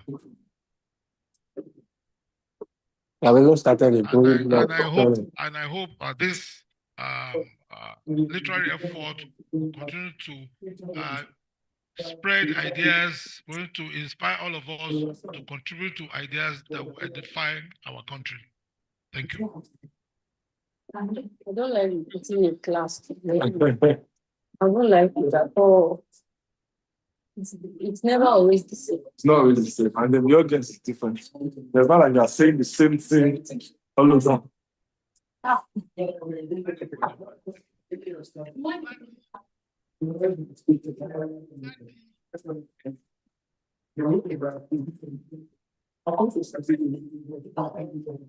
And all of us have copies. Okay. Yeah, I think a copy of the book should go around at least to the panel, the members of the panel. So I want to thank all of you for supporting the chief launcher. Okay, I can see Otumba Aroyibo. At least I'm sure he will. Yorubas have been saying that if a horse is patient, the enjoyment he did not get, his tail will get more, right? So if I don't have much power, at least Otumba Aroyibo is here. From Ondo State, he will definitely contribute. Alaji Jani, our boss is here. Abuja can spend bill because he has this huge company in Ethiopia. Before Dangote, I think the first person that went to Ethiopia and Nigeria to set up a big business. I will support the author with 2 million naira. Now, that 2 million naira. Yes, it's Zoom, but they are somewhere. Please don't donate it yet because we have to work it out. We will work it out between me and him. But definitely that will come before this month end. And it will be towards this project and other projects which I know he has in mind, because as I said, is restless. He's always doing something new, which is a great thing. So 2 million to support this, and I want each one of us here. You can clap if you like. And I want each one of us there to no, please don't go. Please. No. He is the executive secretary of Nigerian Economic Zones Association. And I saw your chairman, Chief Nabil, was here, and I'm sure he handed over to you to stand in for him, because I can tell you that this association is one of the initiatives of Professor Adesuba, and maybe my humble self, when he was the MD of the NEBSA, and this is a huge initiative that's been helping to develop that sector. Just part of the ideas that will contribute where we are. I don't want to use the word sailing, but I'm not a sailor. But where we are just talking in the evenings. So we'll start from here, and maybe, where's your book?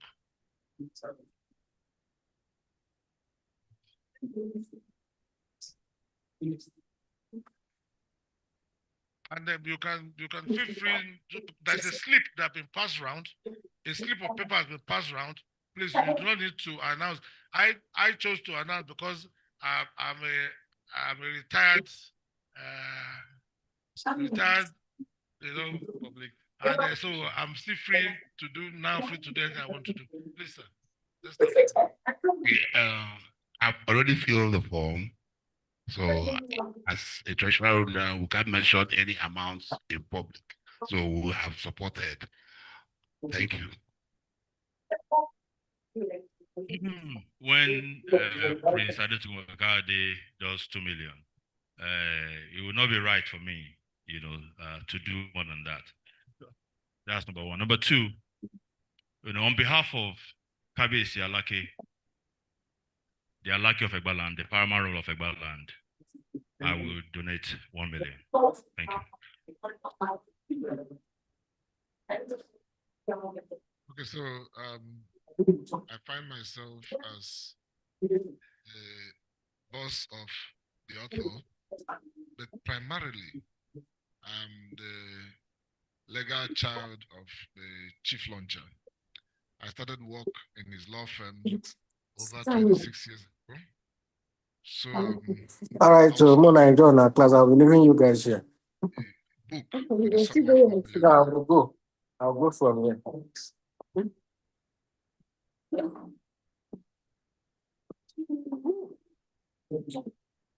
Yeah, thank you, Prof. Very good job. Good write-up. I will fill the form. And, I'll put something. Distinguished ladies and gentlemen, I'd like to congratulate the chief launcher. He also stated that he's a very strong member of our association, NASIMA, and the author himself, is a very, very strong member of our association, in the sense that, like the chief launcher said, is a very restless professor. So we send him on all assignments. So I want to assure him that NASIMA as a body, will be supporting this very important project. We will fill the form, and as I go back to our office, take a declaration and send it to him, and you'll be rest assured that we are fully behind the excellent work he's doing, and would like to encourage him. So congratulations once again. Thank you. Thank you very much, Chief Lodge. When you are from Ibadan and you survive Ogumba flood, then you come to do testimony in the church, and you find out that it is Noah himself that is handling the service. You will make that testimony. You will quietly make a private thanksgiving to God. Noah is here, and me from Ogumba, I will not make any public testimony. Quietly, I will fill the form. Good afternoon, ladies and gentlemen. I never knew this is going to come. Form and made payment. But for me to support the chief launcher, I will be supporting the chief launcher with 200,000 naira.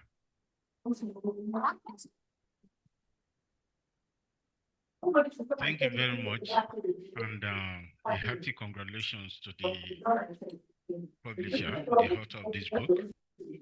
As earlier on announced,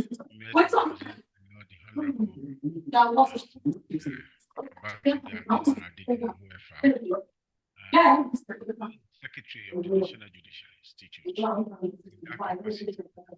My Lord, I have the form. Personally, I'm donating 100,000. But my Lord, the Honorable, the Administrator, we get back to the author because we intend to buy some copies for the National Judicial Institute Library for the use of honorable judges. Thank you. Good afternoon, everyone. And congratulations to the author and to Chief Launcher for launching the book very well. Lanos is my name, representing Zuma Deck branch of National Association of Sea Dogs. And we will fill the form with the sum of 100,000 naira. Respectfully, I'm Right Honorable Festus Obi Agas. I'm an unemployed lawyer, unemployed politician, and I'm a farmer. The author, Soji Adezukai, is my brother, is my friend, and like him, I'm a pirate. While in public service, he impacted so much on me, on my state, and I'm constrained to come here. And therefore, formally launching this book with the sum of 1 million naira. Thank you very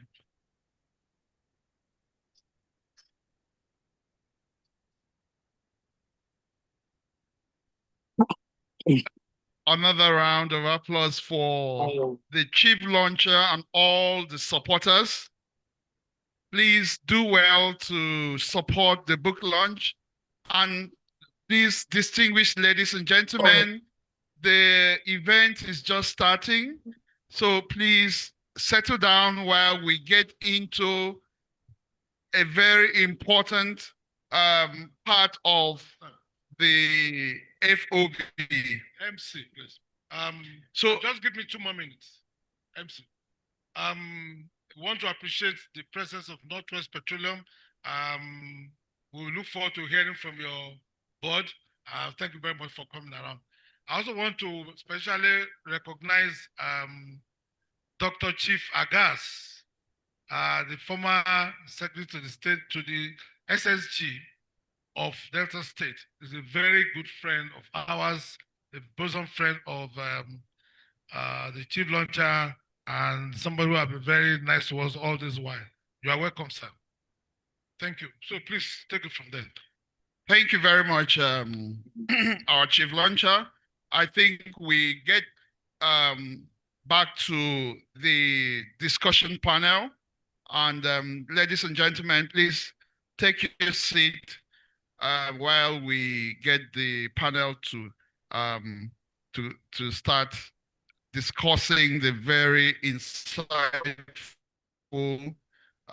keynote address as well as the book review.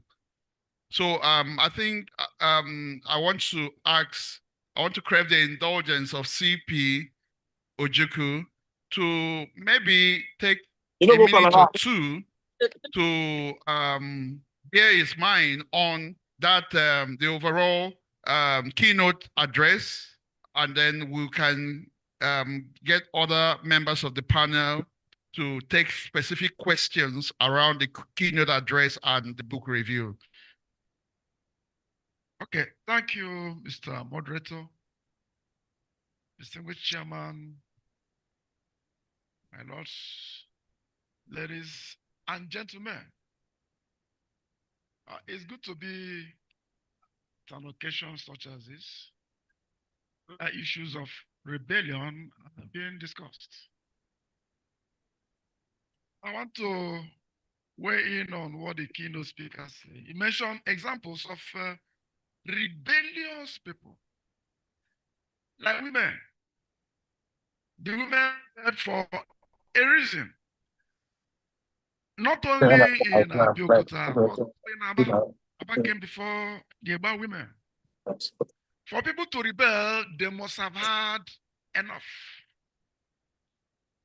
And so it aligns with what the keynote speaker mentioned, that in the face of tyranny, hardship, subjugation, discomfort, the natural tendency of man is to say no and say enough is enough. That has happened severally in the course of history, and even right now, it is still happening. It's a natural tendency of man at a certain time to say enough is enough. And so in line with Wole Soyinka, the chief celebrant of today himself, that book he mentioned, The Man Dies in You If You Keep Silent in the Face of Tyranny. It's like what Martin Luther King Jr. was quoted as saying, that our lives begin to end the moment we keep silent about things that matter. Poverty matters, injustice matters, bad governance matters. And if we keep silent, they keep repeating themselves. And over time, may actually die because the enabling environment to incubate the ideas have been killed by those initiators of power. So it's natural to say no. Now, many times we see rebellion as something that is negative. You look at yourself in the mirror, and what the mirror is showing you does not reflect what you think that you are, but that is just you in the mirror. So when the public, who are the mirrors of those who are in government or those who bear rule, when the public are saying no to a particular thing, the man who is at the seat of power may say this is just rebellious. But that rebellion, so to speak, is a stimulus to make you change course, because you are treading on a path of self-destruction. You are treading on a path where society may collapse. And when Nigeria collapses, it collapses on the good, the bad, the ugly, and the dangerous. So rebellion is something positive and should not be seen as negative. But for you to have moral rebellion, you must have thought it improper that things are going the way they are going. And it lies on each and every one of us to say no when we should say no, and say it loudly and clearly. Thank you. Thank you very much, CP Ojukwu, for that intervention. I think we'll get go deeper into the conversation by examining some of the areas of intervention by the keynote speaker. The keynote argues that security cannot be manufactured by silence, and identifies principles resistance to injustice as the third pillar of national security. So on this, I want to pose a question to my friend, Comrade Eneobi. In practical terms, what does moral rebellion look like for the ordinary Nigerian who is neither an activist nor a politician? How can citizens resist injustice lawfully and constructively without creating instability or undermining legitimate authority? Thank you Thank you for your question. I want to say congratulations. Thank you. On this day to the National Association of Sea Dogs for, honoring our leader. One of the most famous, he has been there, one of the senior citizens of Nigeria. I think when you talk of the subject I see, I'm just looking at it and I'm saying this is so timely. And the keynote speaker has spoken to this. If you remember the Guardian newspaper says conscience is a wound. Yeah. Conscience is an open wound. The issue of morality and the issue of insecurity. I'm happy that we have CP here and we have people from the other side as well to talk about what conscience really is. And our brother here, the issue of conscience is what has brought him to this place today. Yesterday, I woke up to a bloody, in my own village, because we all come from villages, isn't it? Look at how the book traces its own, perspective from a village. I come from Otukpo, and Otukponobi is where we had a bloody bath yesterday. People woke up, and many of them were slaughtered. I'm sure some of you have read that. And one of the things leading to, you are talking of insecurity. Something unique happened, I think, about 2 years ago, 2 or 3 years ago, where they asked an army general to go around all the communities in Idoma land and in many of the communities to collect their weapons. Or anybody who had that peace had come, they collected all their weapons. And what that meant is that even those who had local weapons for hunting and all of that submitted it. But you are slaughtering people on a daily basis, and there is no defense. So for the ordinary person, when a country or a nation, leadership is about security. Leadership is about the welfare of the people, and when you leave them behind. And I'm happy that when the keynote speaker was speaking, he talked a lot about Fumilayo Ransom Kuti, our great ancestor.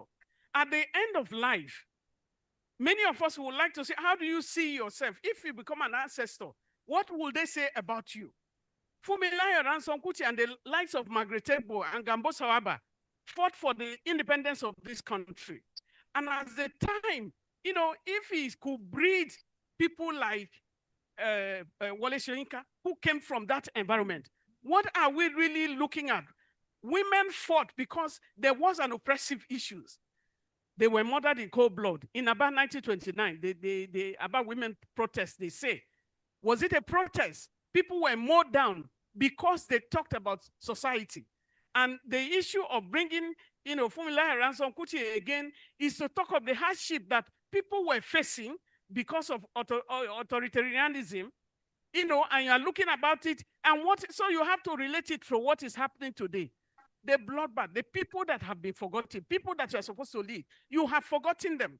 Because the moral conscience is about, the leadership we are putting today.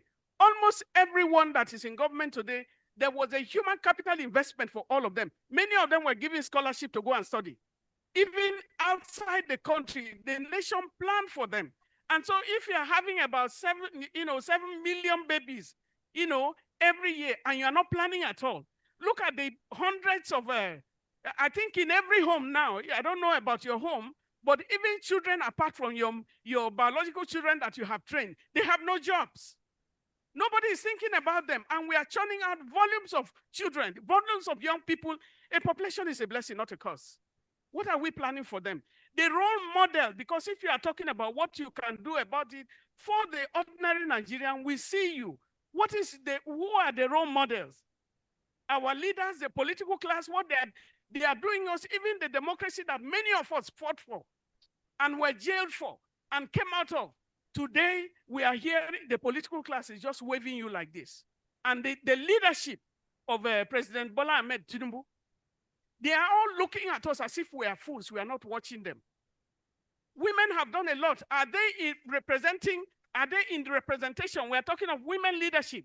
Women fought at those times for humanity. Women do not have a tribe. Their tribe is humanity. In Yoruba, you say Omolomonje, and in Yomaloro Komeji. And that is, a child is a child. A child does not have two names. And so women will fight for the children, for the humans that they nurture. And so for the ordinary person, you say rebellion. Many of us have been on the street ever since, every time protesting one thing or the other. And we are still protesting. But the burden is too much right now. The burden is so heavy. If you have more than 139 million Nigerians living below the poverty line, when I was growing up, there was no Nigerian picking from the dustbin. Our children are picking from the dustbin. It's a roll call.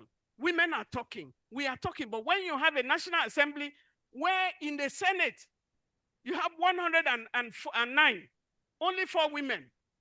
You have 360 in the House of Representatives, only 16 women. And in 14 houses of assembly, there is no woman representation. The quality of a decision depends on who is in the boardroom.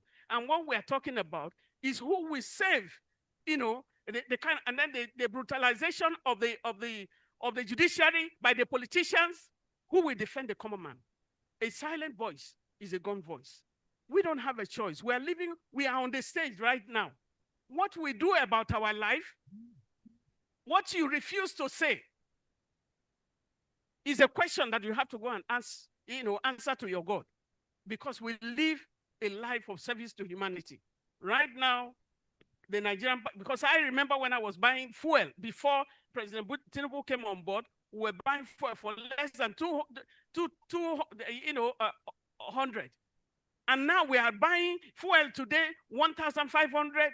Salaries have not changed in the lives of people. There are so many children that are hanging around. School fees is going up. What do we do about the volume of even the ordinary students that are dropping from 100 level, 200 level, 300 level, and there is no scholarship going to the poor? But the poor were given.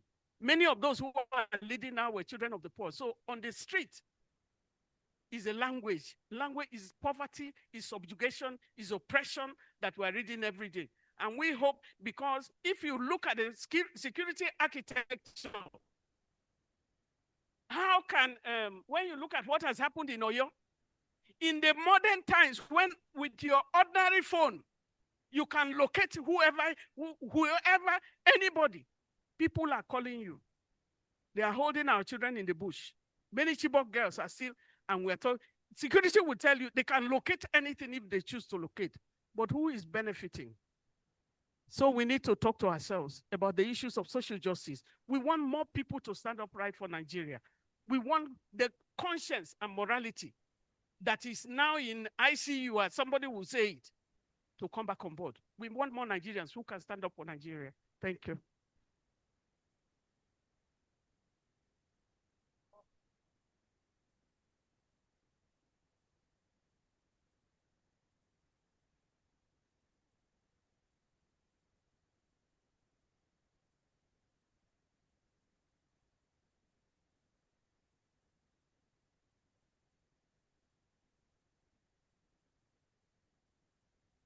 Thank you very much,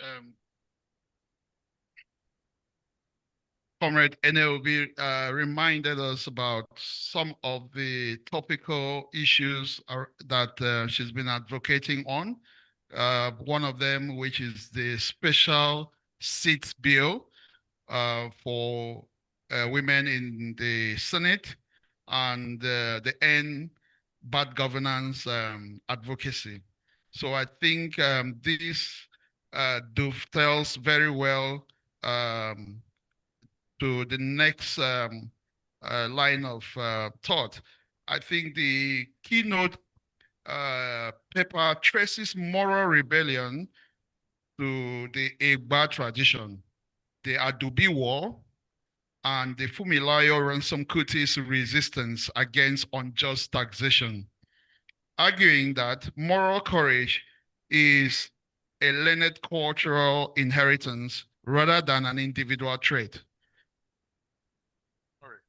So I turn to our panelists, Sheikh Khalid, on the next question. If moral rebellion is a cultural inheritance, how do we intentionally cultivate it in today's society through our homes, schools, religious institutions, and communities? What practical reforms are needed to make integrity a national culture rather than an exception?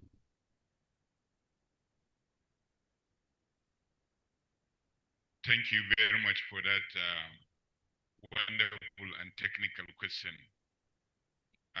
You know, culture is not something rigid. It changes, it's reflectable. We borrow culture from other people. The most important thing here is our consciousness. If we consciously choose to borrow cultures that will help us integrate and reform our society, we are going to reform our society. But if we fail to look inward and ask ourselves, why is it that we must borrow from other countries to finance or to fund our budget? If we fail to answer this question, if we fail to ask ourselves, why are we not able to secure our own country? Why is it that we cannot improve? If we can adequately ask ourselves about these questions and many other important questions that will make us improve, now we can now start to address the issue of integrity as a national issue in Nigeria. If there is no integrity, if politicians and government or governance actors are not concerned about integrity, and when the citizens cannot ask questions, why are we not seeing this? Why are we not having our rights? Then there will not be change. The issue is when you have bad governance, it's because there is no active citizenship. When citizens decide only to vote and kept quiet if there is no good governance, then there will not be reform. But if we consciously accept the fact that, yes, it is civic duty to vote, but it is also civic duty to ask questions about governance, about budget. Why is so amount allocated in this area, not in that area? And who is supposed to channel my budget in education to benefit me? If I cannot ask that question, then what is the essence of voting? It is not only to vote that makes you a good citizen, but a good citizen is he who questions, who asks for transparency. Why is it that we continuously criticize the present or the incoming government, not improvement? We criticize the First Republic. The Second Republic came without improvement or very little improvement, saying that we are having the worst government. But who will produce good governance for us? It is we.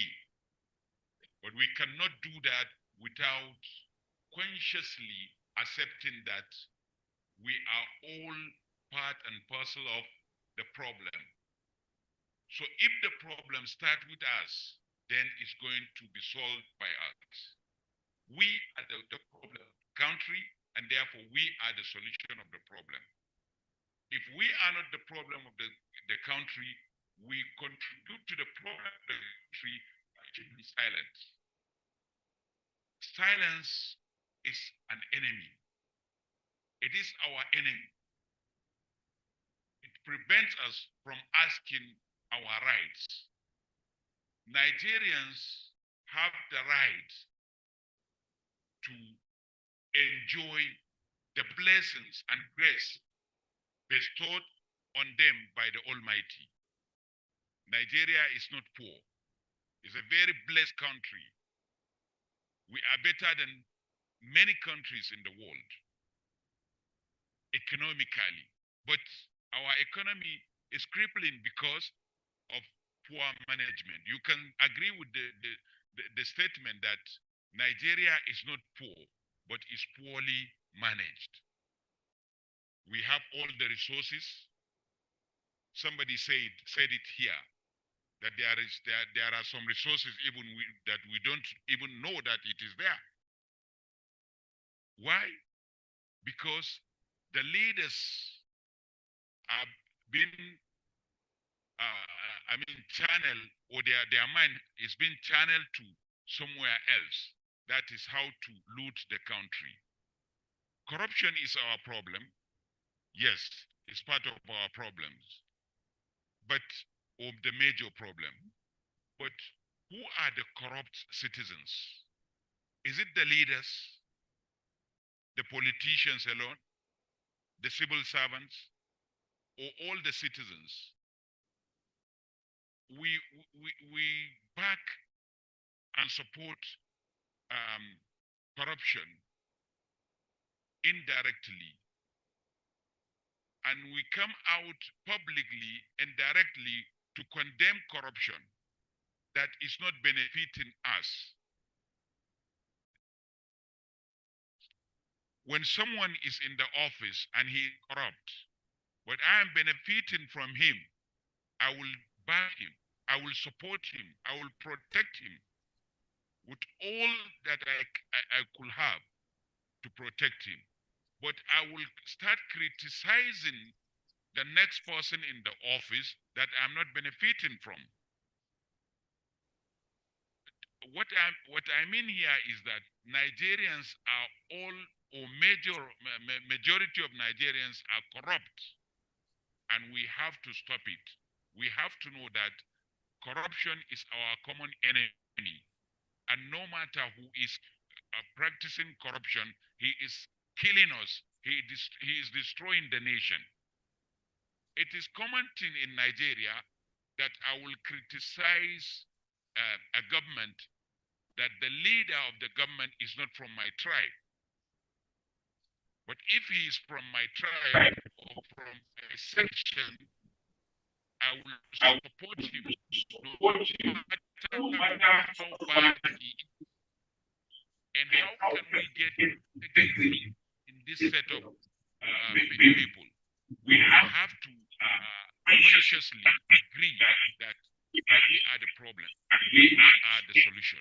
We have to start by knowing that integrity is the way. By promoting integrity, we can have a government which is transparent. We can fight corruption. We can unite the country. Nigeria now is not united. Practically, we are one nation.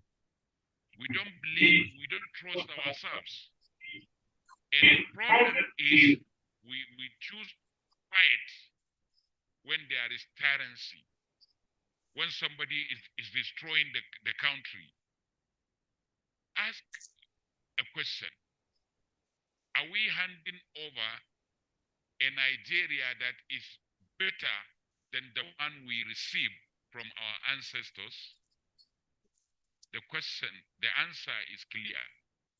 We are going to hand over a Nigeria that is bad, that is worse than the Nigeria we received from our ancestors. Despite the fact that we have received more grace from Allah subhanahu wa ta'ala, from the Almighty, than one our ancestors received. There was a Nigeria without petroleum. What happened to Nigeria after petroleum? Instead of us to use petroleum to build the nation, we use it to divide the nation more, to fight one another. We use petroleum money to recruit criminals that will be destroying the nation. It is apparent that everybody knows that what is happening in Benue and other places in Nigeria is a deliberate and articulated plan by some politicians to destroy the country. That is the fact. Whenever there is election, when we are close to election, more bandit activities, more insecurity will happen. Why is it that the criminals have more power very close to election? Because we have politicalized the security of the country. People are gaining from it. As such, for us to have integrity as a national issue, we must consciously agree that we need Nigeria, and we have no any other country than Nigeria, and we must revive integrity as a way to make Nigeria better. Thank you. Thank you very much, Sheikh Khalid. I think I hear you very well on the problem of silence. You say silence is an enemy. Corruption must be tackled. And also, you made a case for citizens and civil society to hold government accountable, talking about the politicization of national security. So I think on this note, I will turn to our panelist, Chief Raymond Nkemdirim, on the next intervention, which is around the issue that the keynote speaker raised in his paper, that corruption and impunity and the normalization of official failure undermine national security more profoundly than many of us realize. So the question I would like you to attempt to deal with around this is Nigeria has enacted numerous anti-corruption laws, yet impunity persists. Is our greatest deficit law enforcement or moral courage? Also, what aspects of moral rebellion would you suggest to encourage Nigerians to reject corruption even when it appears personally advantageous? Over to you, Chief Raymond. Thank you. Thank you very much for the question. Now, bottom line, we're talking I got it. security. No. Moral I think it's on.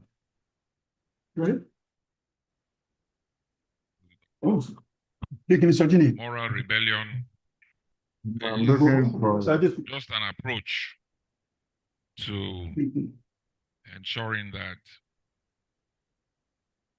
we deploy best practices 229.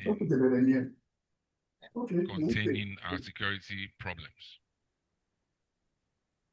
Now, I ask, moral rebellion for whose benefit? Yes, the public on one side, the security agencies on the other. We've heard of the EGBA, the ABA, the ransom booty rebellions, all of that. But one critical area I want us to look at is the security agencies themselves that are involved in tackling these problems. The Sheikh has said here, we have an endemic problem of corruption in this country. But sometimes we tend to make it look as if it's coming from one side. It is important that we take a critical look at some of the issues that we have been contending with in this country. The security agents who are expected to bring about this security, what really is happening within that domain.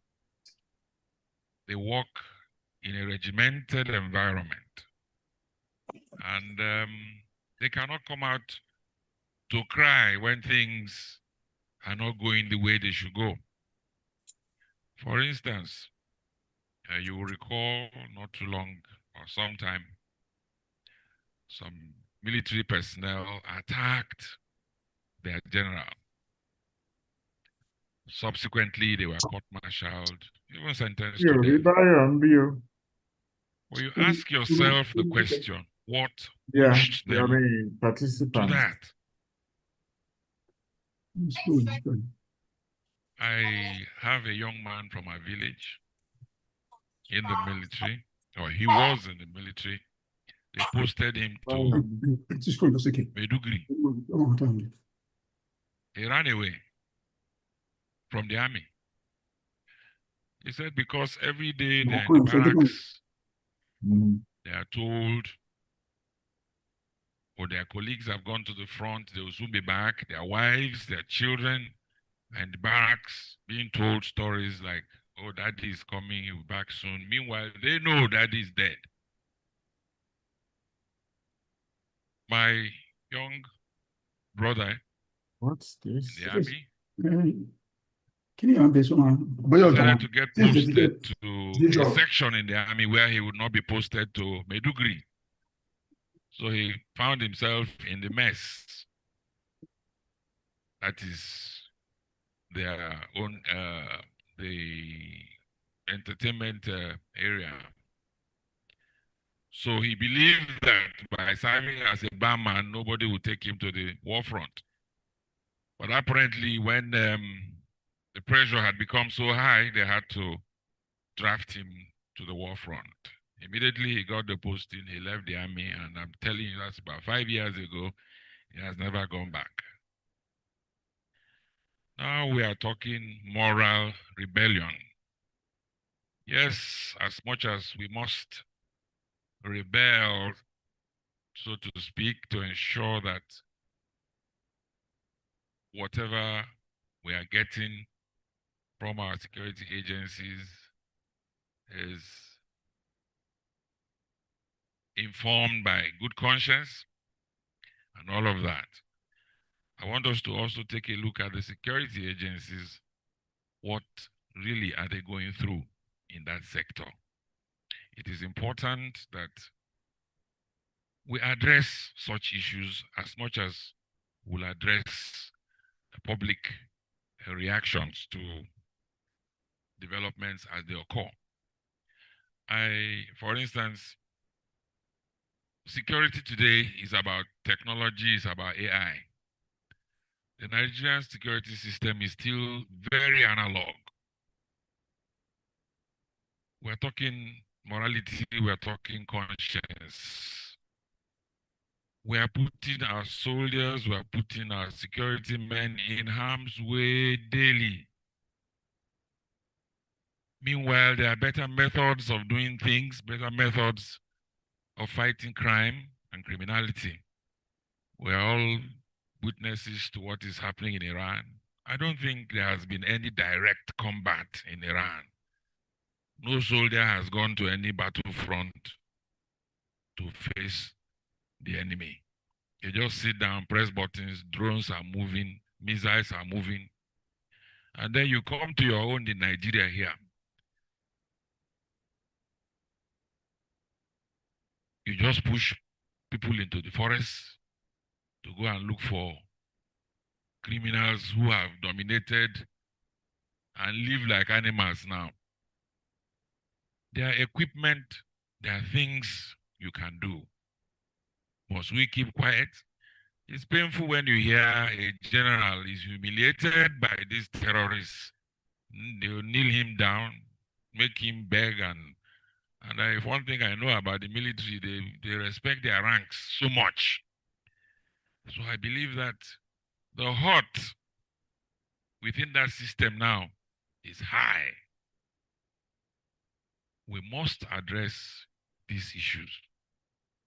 We must speak for these people who live in a regimented environment and can hardly come out to speak. Even if you are dying there, you keep quiet. You obey the last order. So it's important that our security problems continue to spiral.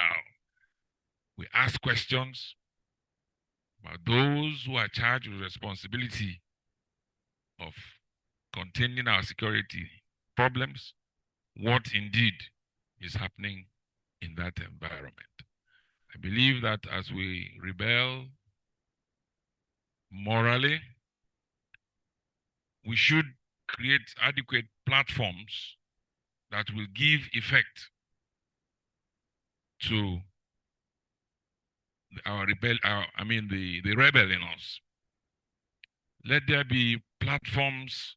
I don't think now what we are advocating is for people to do an Aba riot to get things right. I believe the various platforms we have, social media and what have you, should be properly exploited to let the message get to those who it should get to. That look, we need to be sincere in this fight. We need to look at the conditions of those who are charged with the responsibility of keeping us safe. I believe that if we are more purposeful in that regard, a lot of the problems that we are facing today, we will very well contain them. Let us look at the conditions of service of the men who we rely on. Why do they behave the way they behave? Why do they shy away from their responsibilities.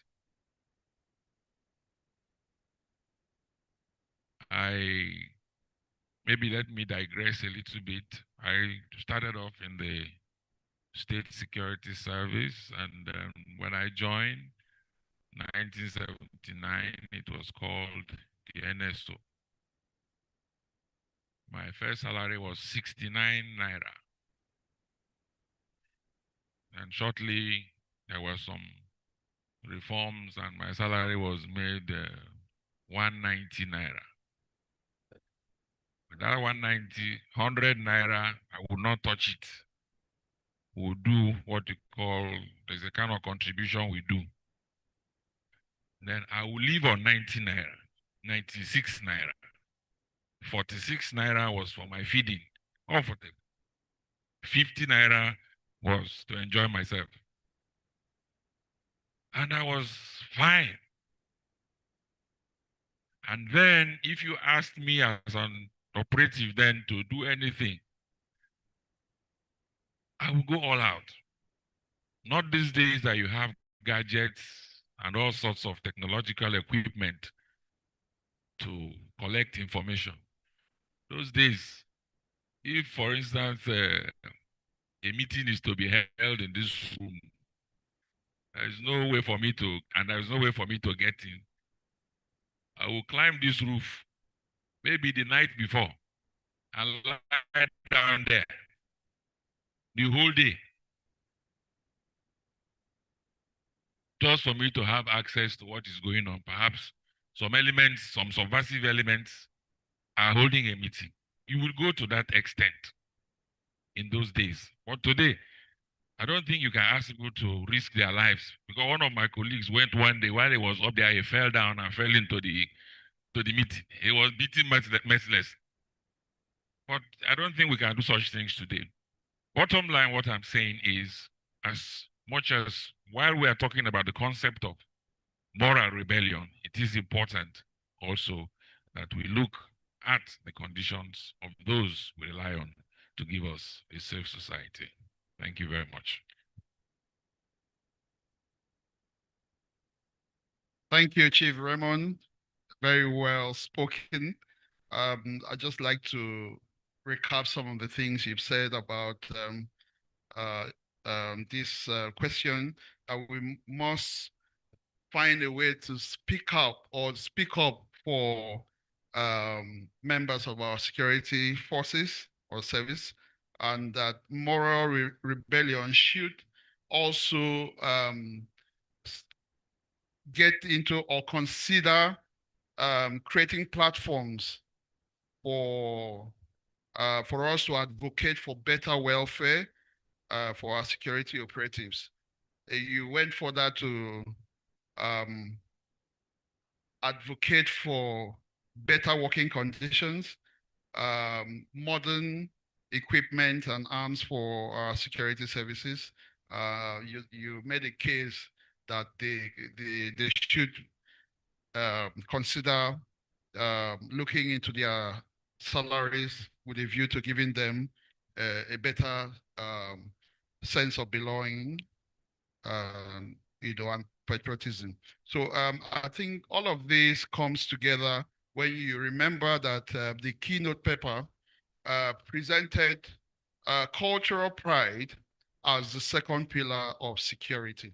So I want to, at this point, turn to DCP Chichi on the next line of thought around this second pillar of security. The keynote paper argued that young people who value their heritage are less likely to engage in extremism and violence.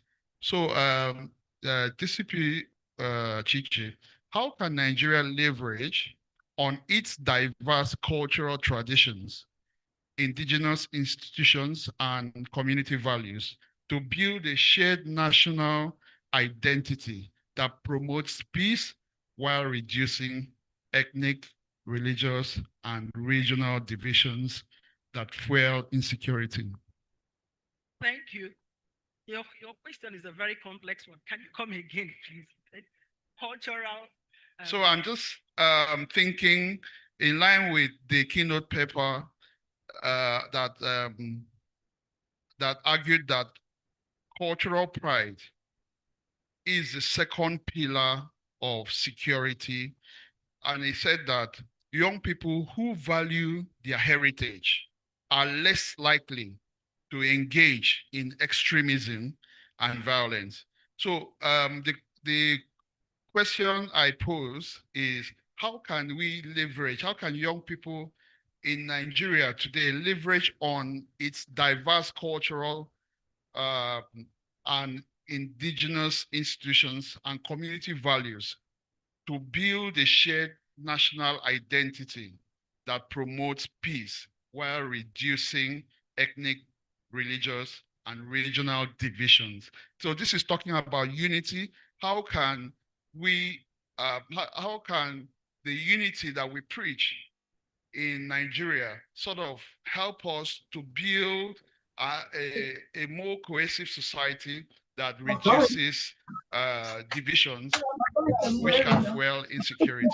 Thank you. You've heard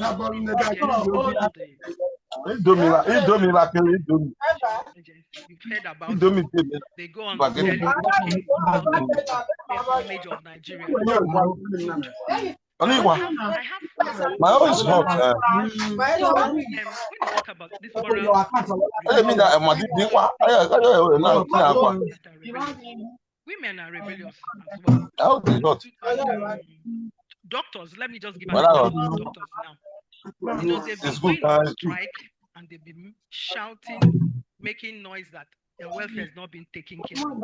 And most of them leave the country, this Japa syndrome. And you know, when they leave, our hospitals are being emptied, and you have doctors like quack doctors and auxiliary nurses. And it's a kind of culture now, because that's what most nurses and doctors, they just feel, since Nigeria can't take care of them, they go out. But the security aspect that makes me afraid is when you let in all these expatriates and they come, like this I Foundation,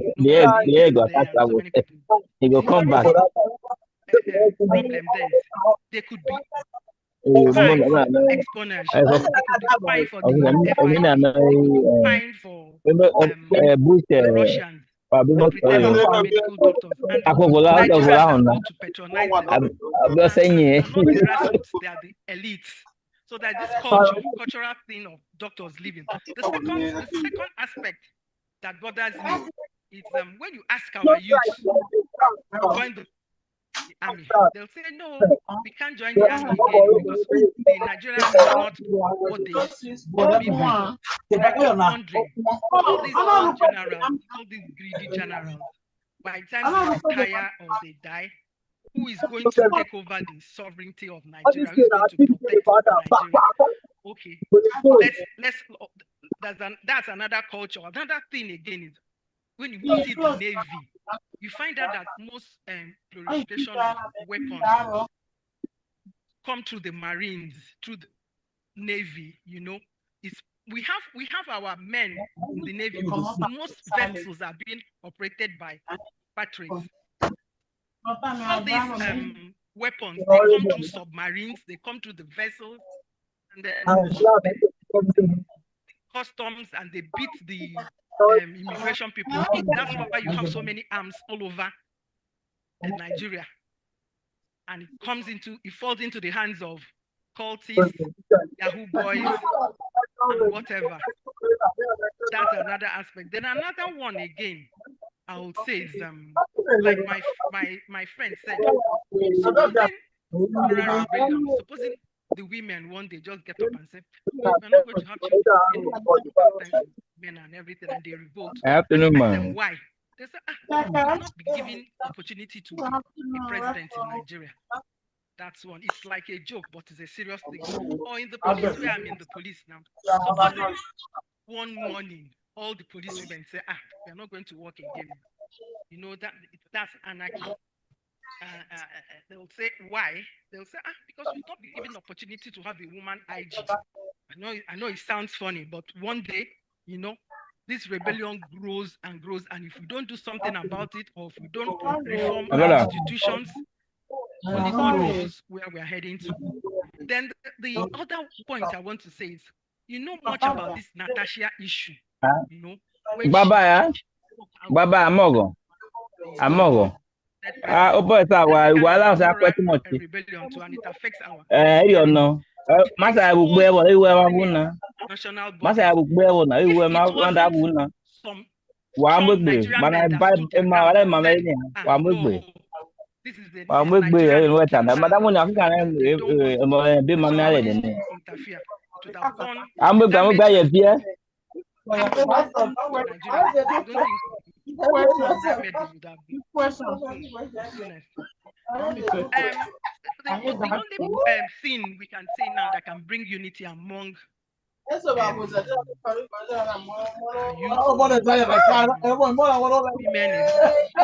to reform our institutions. Talk to the traditional rulers; they have a role to play. The church, teachers, mostly, so that these Gen Z generations now, because when I see them, I call them caterpillar. Once they make up their mind, they don't want to listen to what adults are saying. The traditional rulers and all these people, we have to reverse our values and our infrastructure, the political institutions too. We have to reverse. We have to have reform. The youth, you know, because in Nigeria now they say the youth are about 60% of the population. The youth are the energy and future of the country. So if we can have kind of institutional reform, the people that are going to pay mostly are the traditional rulers, teachers, pastors, imams, sheikhs. Start telling them Nigeria is going to be better because Nigeria is going to be better. It's no more by godfatherism or by merit, you know, connection and all those things. That's the only way we can bring our country back to what it used to be during Uncle Wole Soyinka time and Zik them. Thank you.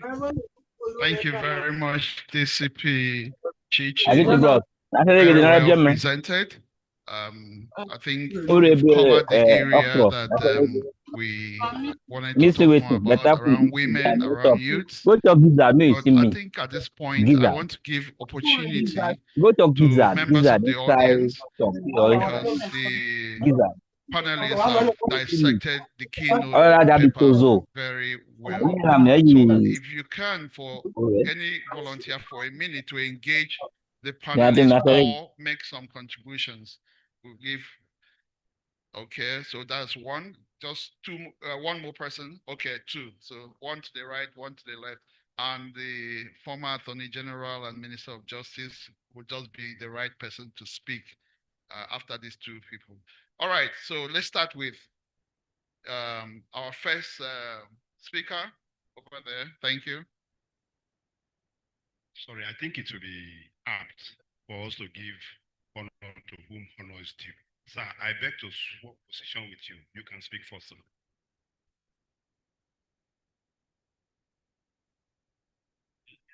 Well, the reason I made that comment was that I was coming to him finally.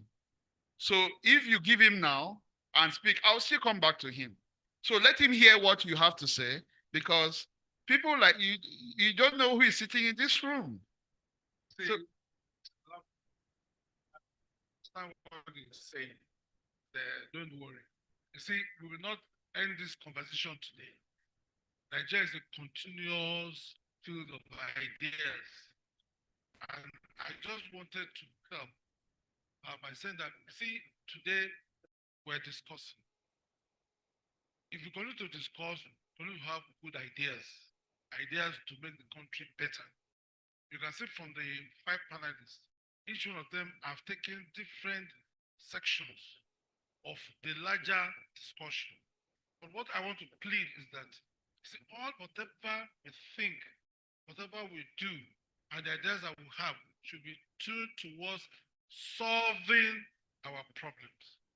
See, repeating the complaints, because we have a lot of issues. You can see a lot of issues. But repeating it, regurgitating it, will not be the solution. We know the problems. There are many. If you carry all the problems, all of us will join. In fact, any person, whether it's president or senator or governor, will just go home and either he goes to die off or just go and hide. But the Wala is too much. Is it security you want to talk about? Is it poverty? Is it whatever? Doctor, teachers, whatever.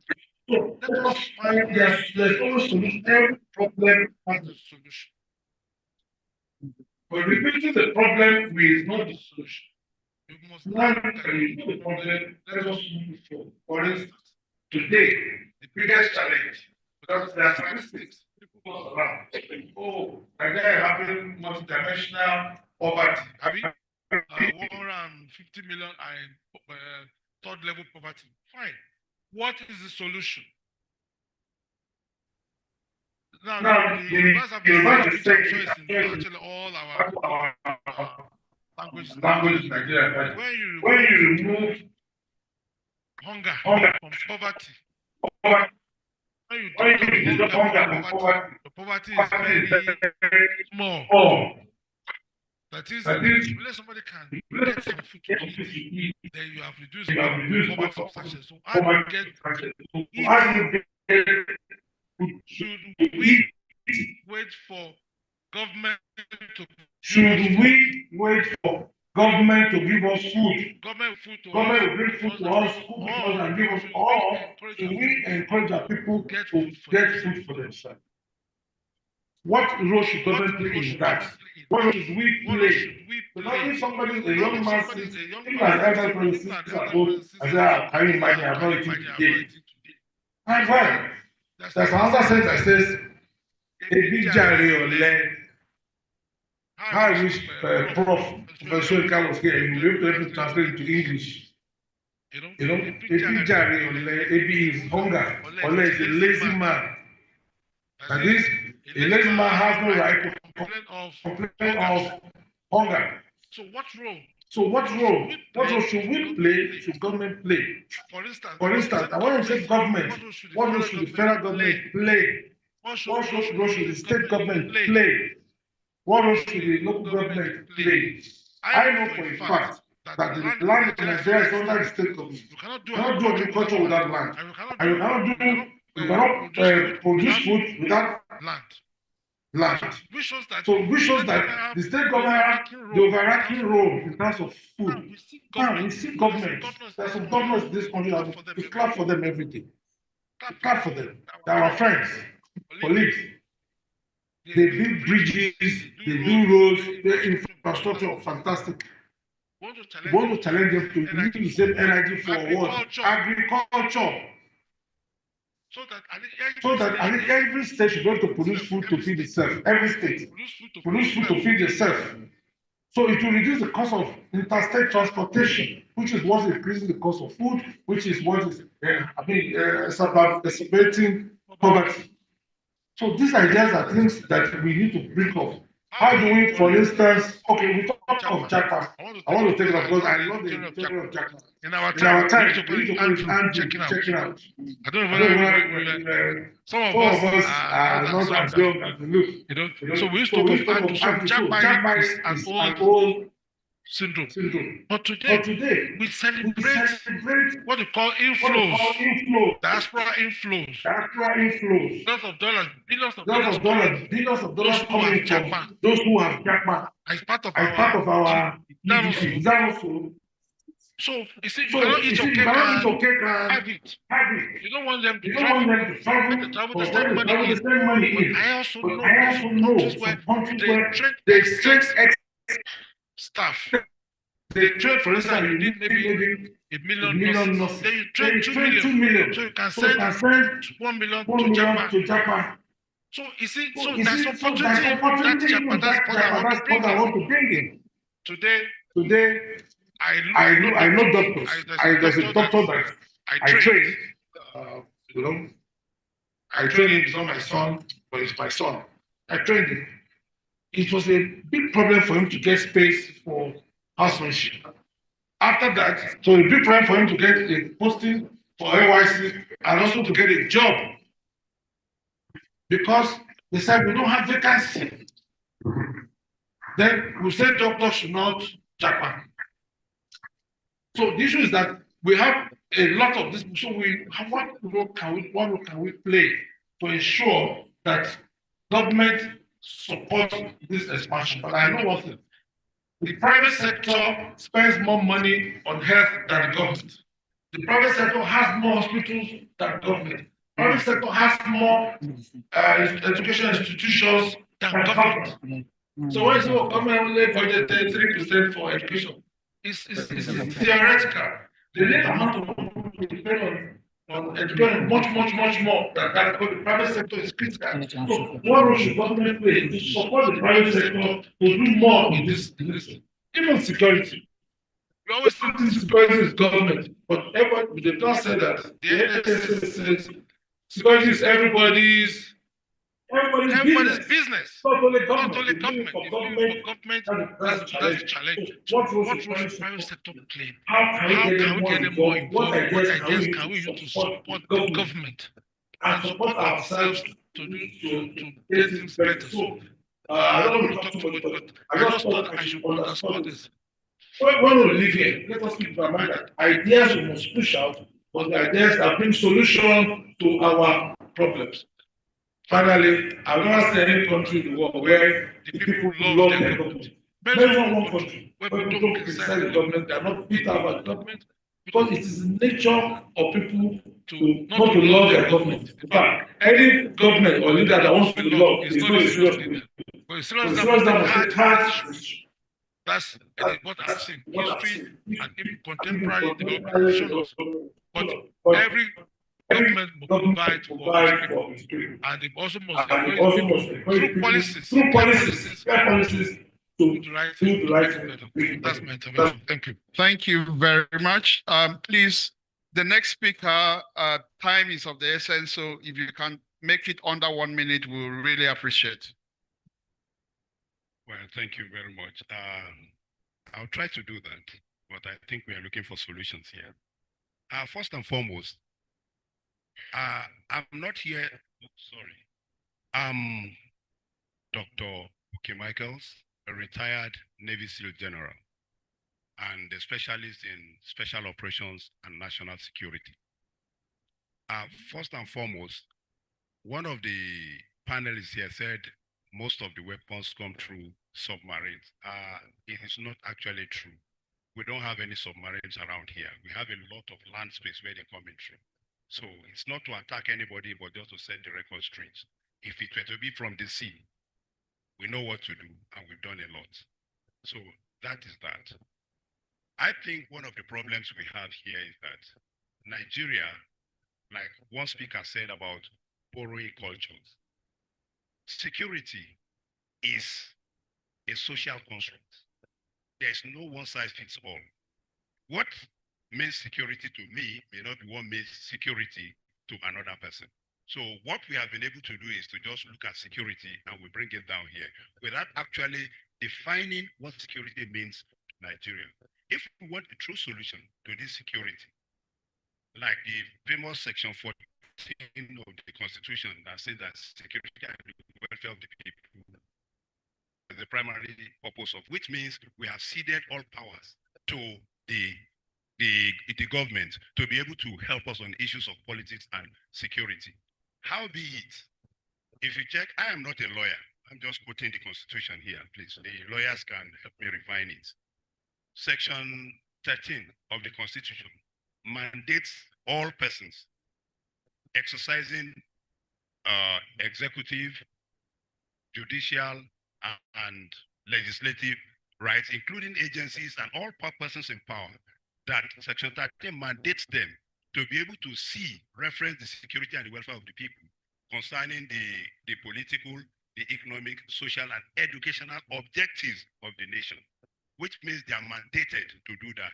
How be it, there's a Greek gift, there's a paradox. Section 6, subsection 6, paragraph C of the same Constitution says that no court has jurisdiction to enforce the refusal of these people to do that. So what are you now saying? This is their job and no court. So that's why you hear sometimes some political office holders will tell you go to court. What are you going to meet in the court? When section 6, subsection 6, paragraph C has already said that courts in general do not have jurisdiction to enforce it. So if you cannot enforce it, it brings us to the issue of moral rebellion. So that is why it comes up. So for us to be able to do something concerning that, I think there's a need for the restructuring or maybe the correction of that portion of the Constitution. And to tell you why it is like that, security in itself is economy. It's not weapons, it's not all of this that we are talking about. It's just 20% of the entire thing. Why is it so? When I was doing my master's program, security, I'm talking about personnel welfare and operational effectiveness. I came about a theory, the youth ball theory, that states that if any society has 20% of the unemployed made up of youths within the fighting age, which is say less 15 to about 35, that if you have this group of people, if they make up 20% unemployed, that community can never ever know this. I was going to confirm that when I was in the Northeast. After the arrest and everything, I now decided on my own to test 0 to 30, 0 to 35, 35 to 45, and so on and so forth. All the people arrested. In any research, you don't gather everybody, you pick a sample. So when I look through all of this, I am not telling you stories, it's what I did. I now check after calculating all of them. Those people within the fighting age made up 71.2%. That was as at 2014. Has the situation changed? No. So if we are trying to correct it, that is where we should go. I tell you, without the economy, there will be nothing to defend. Bankers cannot have anything to bank. Lawyers will not even have cases to, nothing at all. And you see people going to cut railway line. And people ask, why are they cutting railway line? They want to melt it and eat it. That's all they want to do. If it's easier for them to be able to work and earn money, it's easier than looking for special spanner, special saw that you build and use to cut all those things in the bush. It's easier. It's because they cannot do that, and that's why they are doing it. And I want to finish with a quotation in the Bible. Not because I'm a pastor, I am not. I'm not to Quranic school because I was born in Kano, and I speak Hausa. Hausa is my first language. So, but then, you check it out, it says, because sentence against an evil work is not executed speedily, therefore the heart of the sons of men is fully set in them to do evil. So who has the power to execute the sentence? The leadership. Which means, when we say it's not only the leadership that is the problem, it is still the leadership. Because by the principle of social contract between the government and the people, we have already given them the power to do it. I can just want to be better and kill him. But because they have power to do that, but because sentence is an evil work, it's not executed speedily.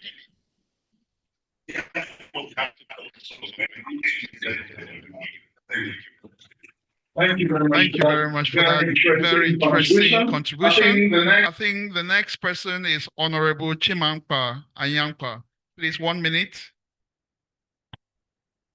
Thank you very much, sir. My name is Chimampa. Retired from Radio Nigeria, the broadcast journalist trained from University of Lagos.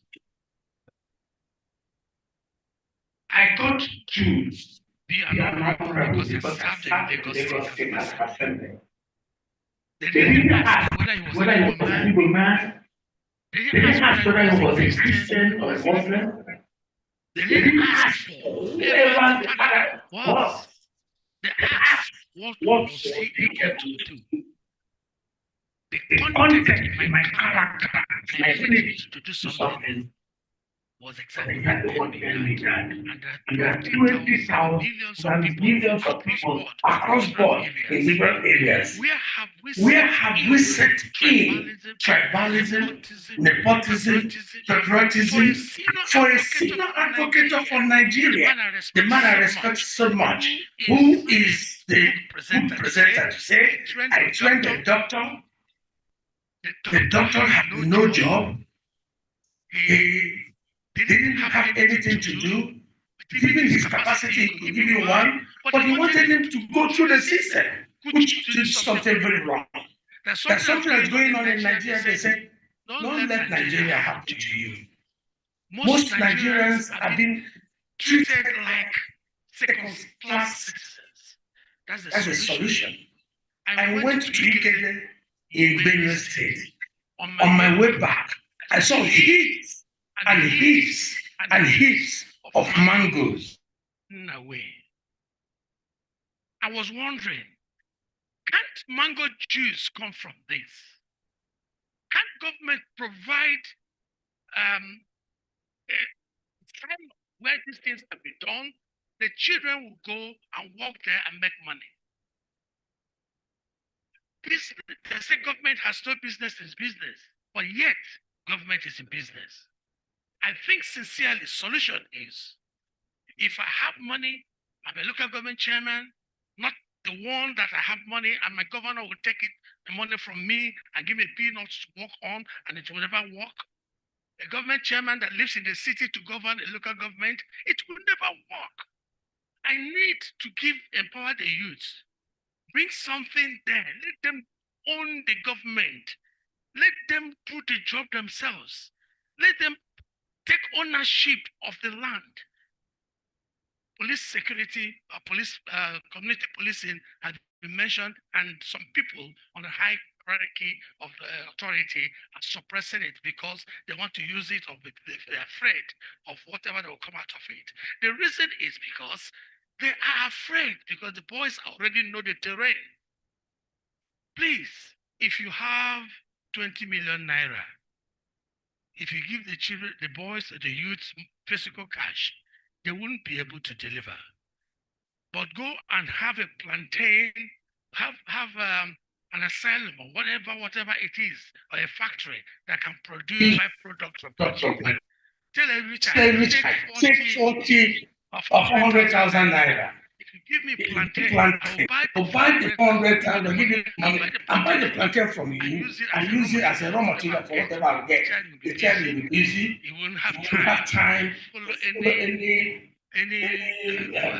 giving out gang, whatever, they'll do it and come back, make more money, and they're so busy that they don't have time for any criminality.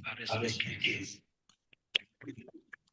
Thank you very much, Honorable Ayampa. So we are set to wrap up on this side of the panel. So I'll call on Comrade to give us a very quick wrap up of the thoughts across the panel. Thank you very much for the opportunity again. I think when we're talking about, issues of morality, we need to bring it home. For each and every one of us. What is it like now, on ground, in terms of what we are doing ourselves. There seems to be maybe some thought that people are not doing so much. I think a lot has been done. Even from the perspective of the civil society, for example, I was the country director for 6 years. We worked in more than 26 states trying to raise people from poverty. The poverty we are talking about is real. Hunger is real. Hunger has no language.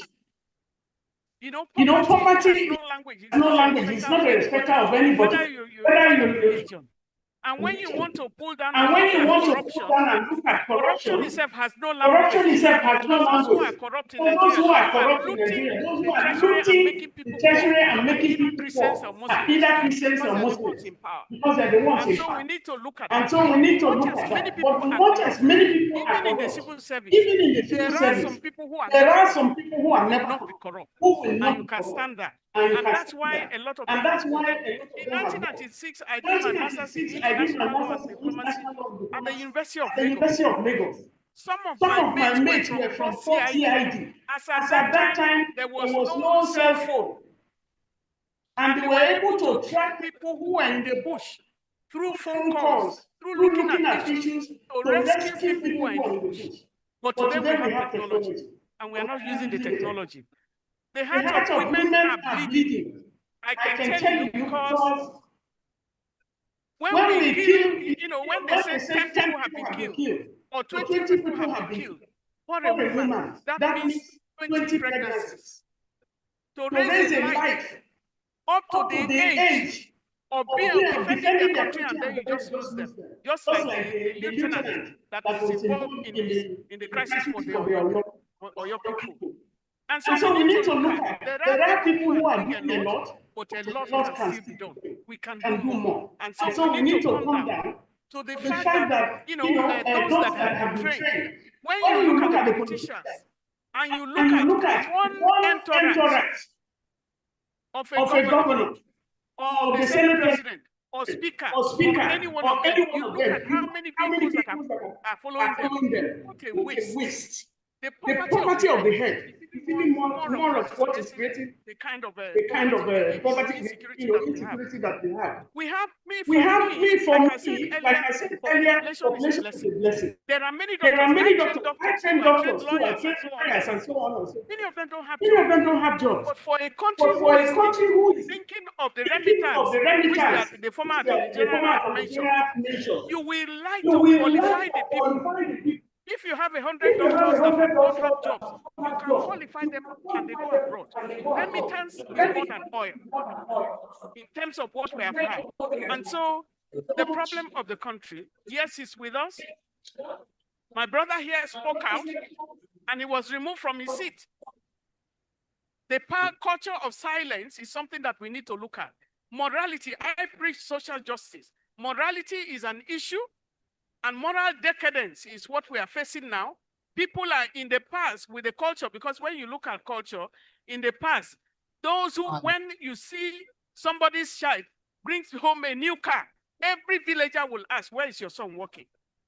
But what are we talking about? The politicians are okay to buy cars of hundreds of millions, to ride in that car. It shows the poverty of the head, because we know where they came from. Many of them never had shoes. And so the moral poverty, the kind of poverty of the head, mental poverty is one of the major ones.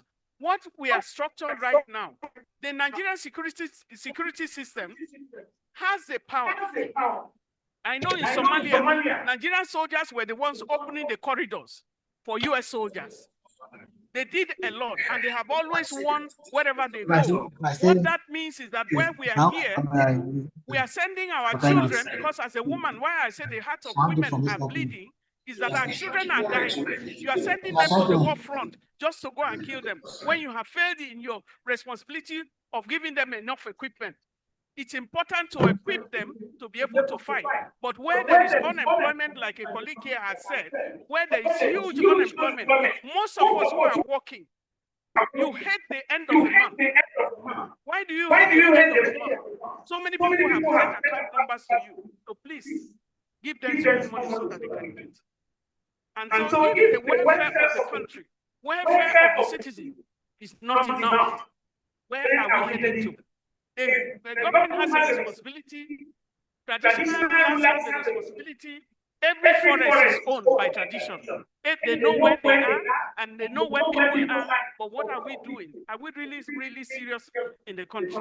We need that moral situation, because Nelson Mandela said, the heart that can hate with so much intensity, when change can also love with the same intensity.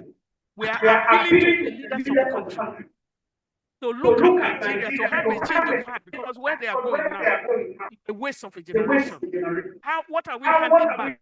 So the issue of moral integrity, issue of integrity in Nigeria, looking at morality, where has morality gone? Because everybody that is leading is either one religion or the other. Can the religious leaders also play their role in calling people, to books?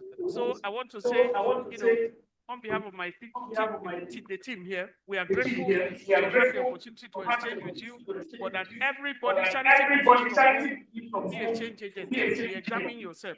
Don't stand still. Do your bit. The rest, we leave it to God. Thank you. A big round of applause for Comrade NAOB for that wrap up. And I think at this point we conclude the discussion here. But please, just one more minute. While we are at that, the organizers of this FOB, which is the National Association of Sea Dogs Pirate Confraternity Sahara DEC, has a little token to present to this wonderful panel that has helped us to expound on the conversation today. So I want to invite the Capone of Sahara DEC, Chike Onya, to come over here and make the presentation to our panel. Thank you. Please, a round of applause for Chike Onya.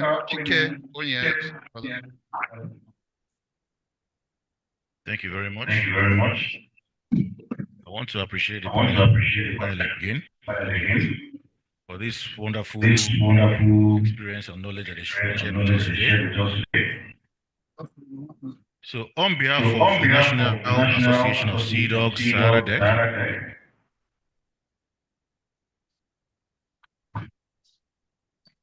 I want to present this to you as the token of appreciation to Sheikh Nura Khalid.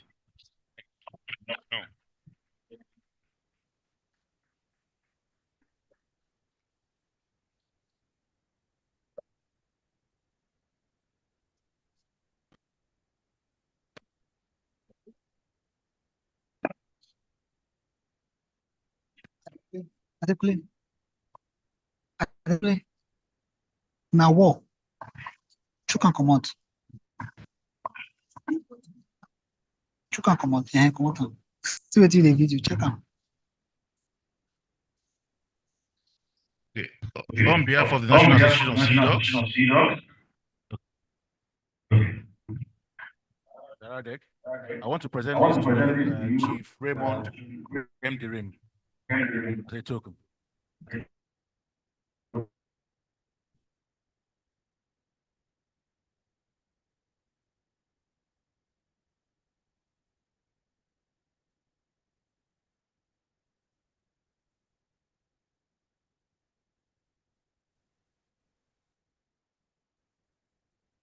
On behalf of the National Association of Sea Dogs, Sahara DEC, I want to present this to you, Comrade Mrs. NAOP, for always being there for us. Whenever we call on you, you always answer. Thank you very much.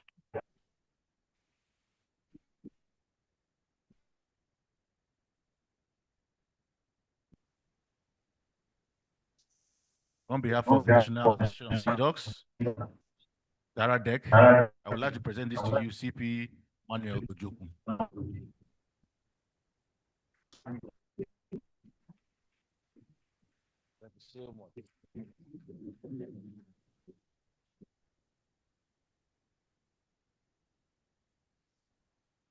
They always say we leave the best for the last, or the last for the best. So, on behalf of the National Association of Sea Dogs, Sahara DEC, I would like to present this token award to you, DCP Chichi Ojoku.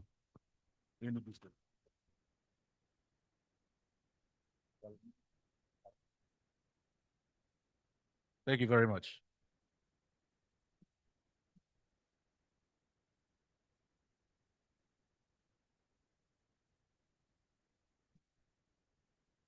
So thank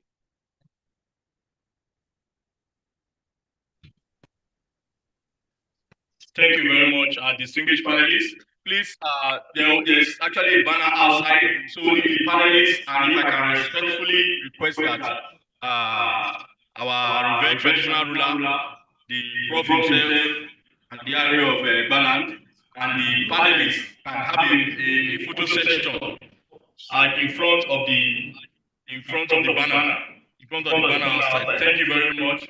Ladies and gentlemen, it has been a very wonderful day. We have had a very exhaustive conversation and a profound keynote speech to celebrate the 2026 Feast of Barracuda by Sahara DEC, and also to mark the 92nd birthday of Professor Wole Soyinka including the launch of a book. We thank everybody that has been a part of this event, and we hope that when we call upon you next time, you will be here. Please, as you go out, ensure you make yourself comfortable with whatever we have. It has been a pleasure, and from this end, we are saying a very good afternoon to everybody. Have a great day and a wonderful rest of the week. Thank you very much.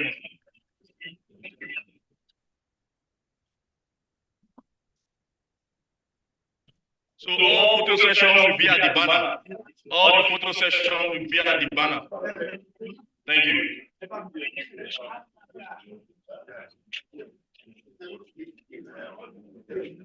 And we also have a lost but found. Somebody forgot his pouch here. This pouch belonging to Hitoshi Kosuke.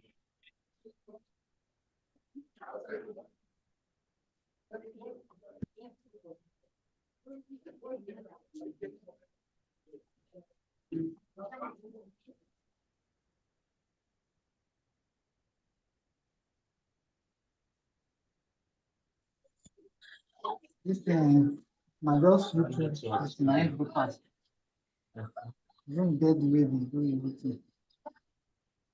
The Zoom they don't go up to farm like Mm. that's important. Anyways.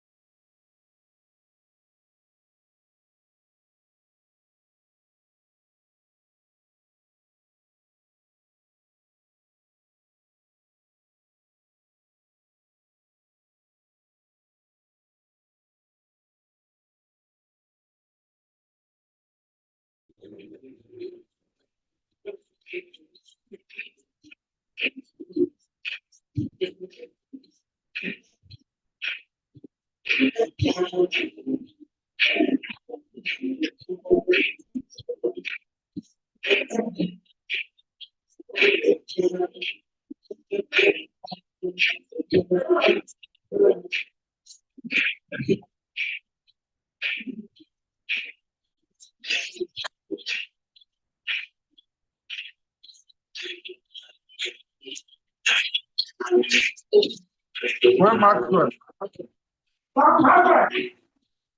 No, bring my power bank right side.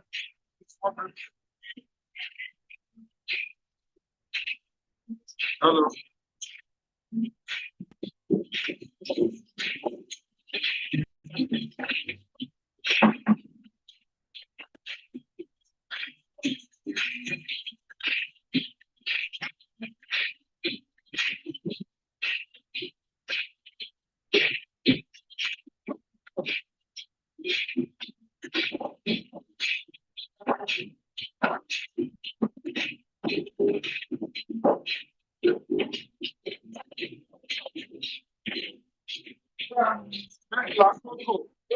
For men, the men on the women. This is not for women. I'm not a big fellow. Huh? I'm not a big fellow. That's why we got to be bread up now.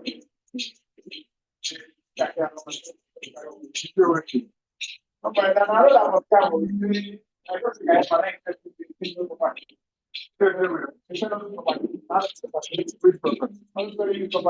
Like what? Like shares,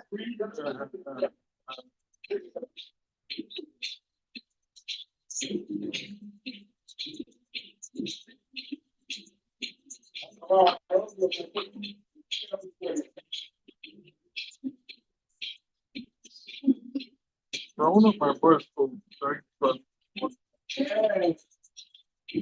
I'm not the person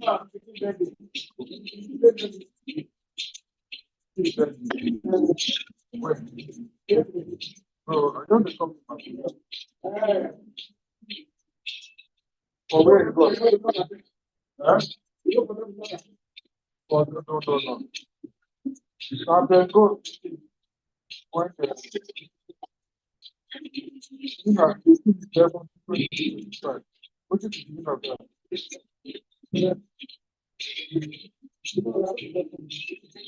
What about that?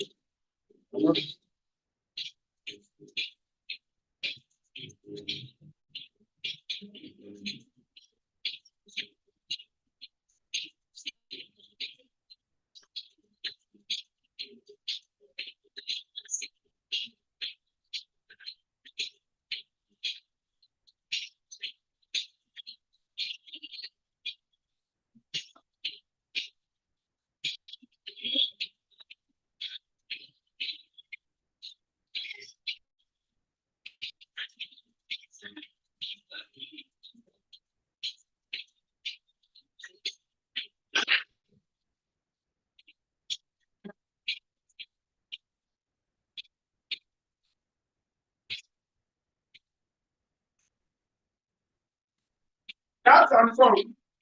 Go down. Go later. Go later. Go away. Master, what's wrong with it? It's good. How much? 55. 55,000. Before Friday, I want to. Look at me around. Where my, I want to show you the this where they look for the detail. I don't know why you never. Yes. The newspaper this one they look for. No. Don't go pay for it. I got them. This one won't make it come out.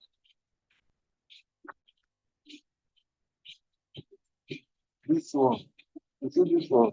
Once I open it like this, you see this now.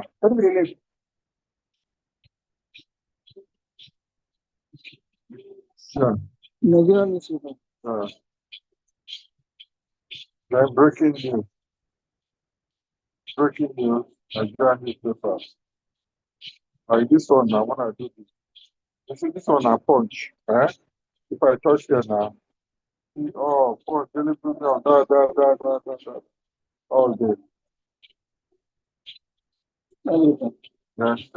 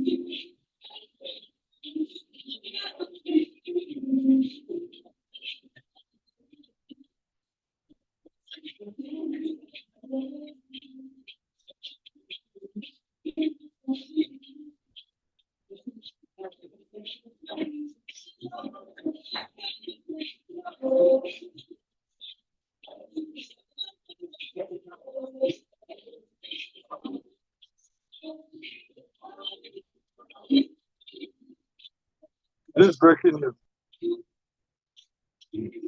What about the breaking? Breaking news. Yeah. Breaking news. Where's that one? How much do you charge you? Okay.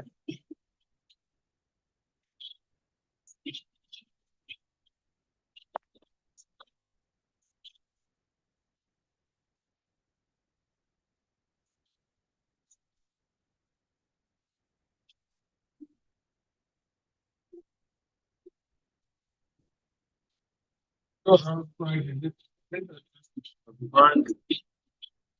trying to buy that. Don't let me know that one today. I'll call the guy.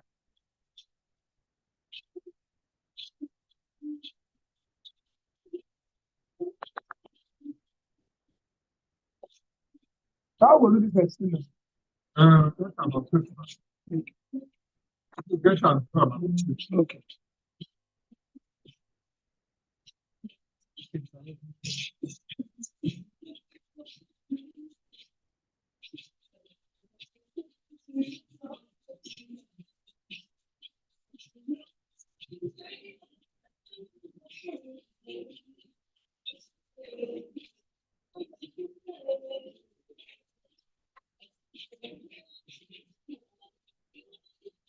You're breaking the law, then.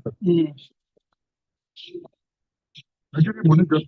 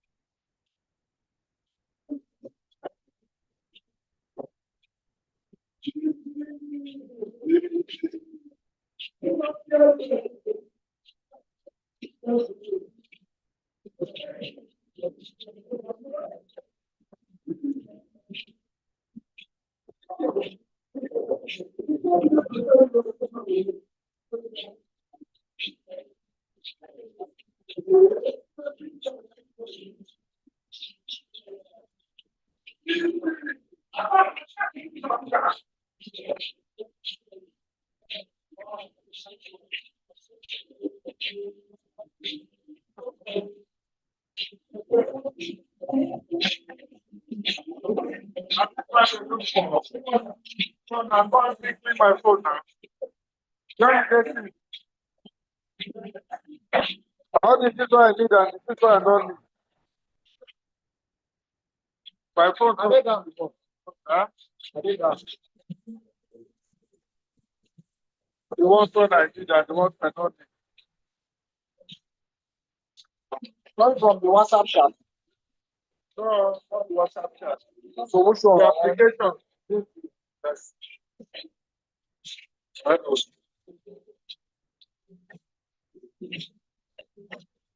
All the people are very important. That's one.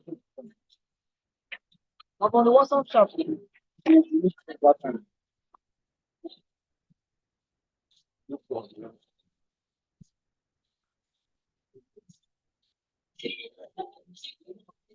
All this is all of it.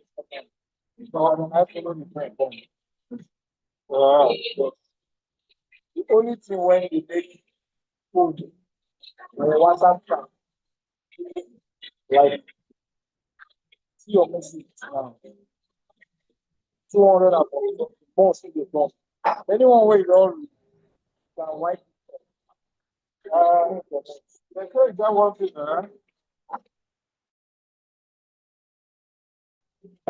it's better when you wipe up. Yeah.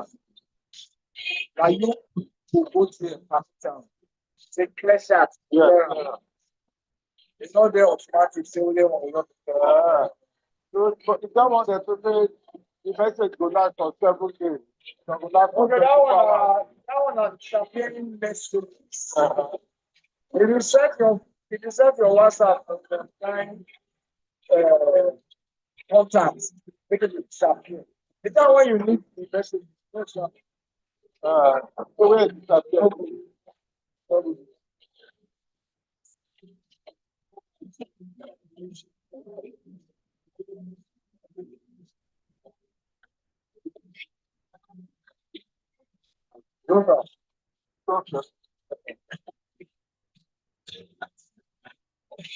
I don't go before Friday. Now Friday can go out.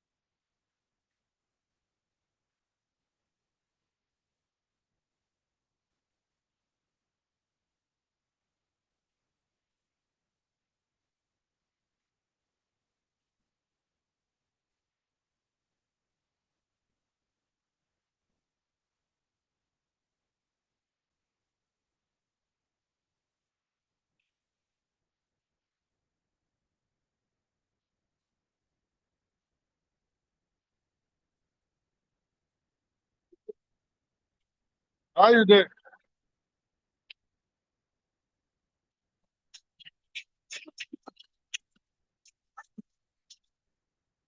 I just lost it.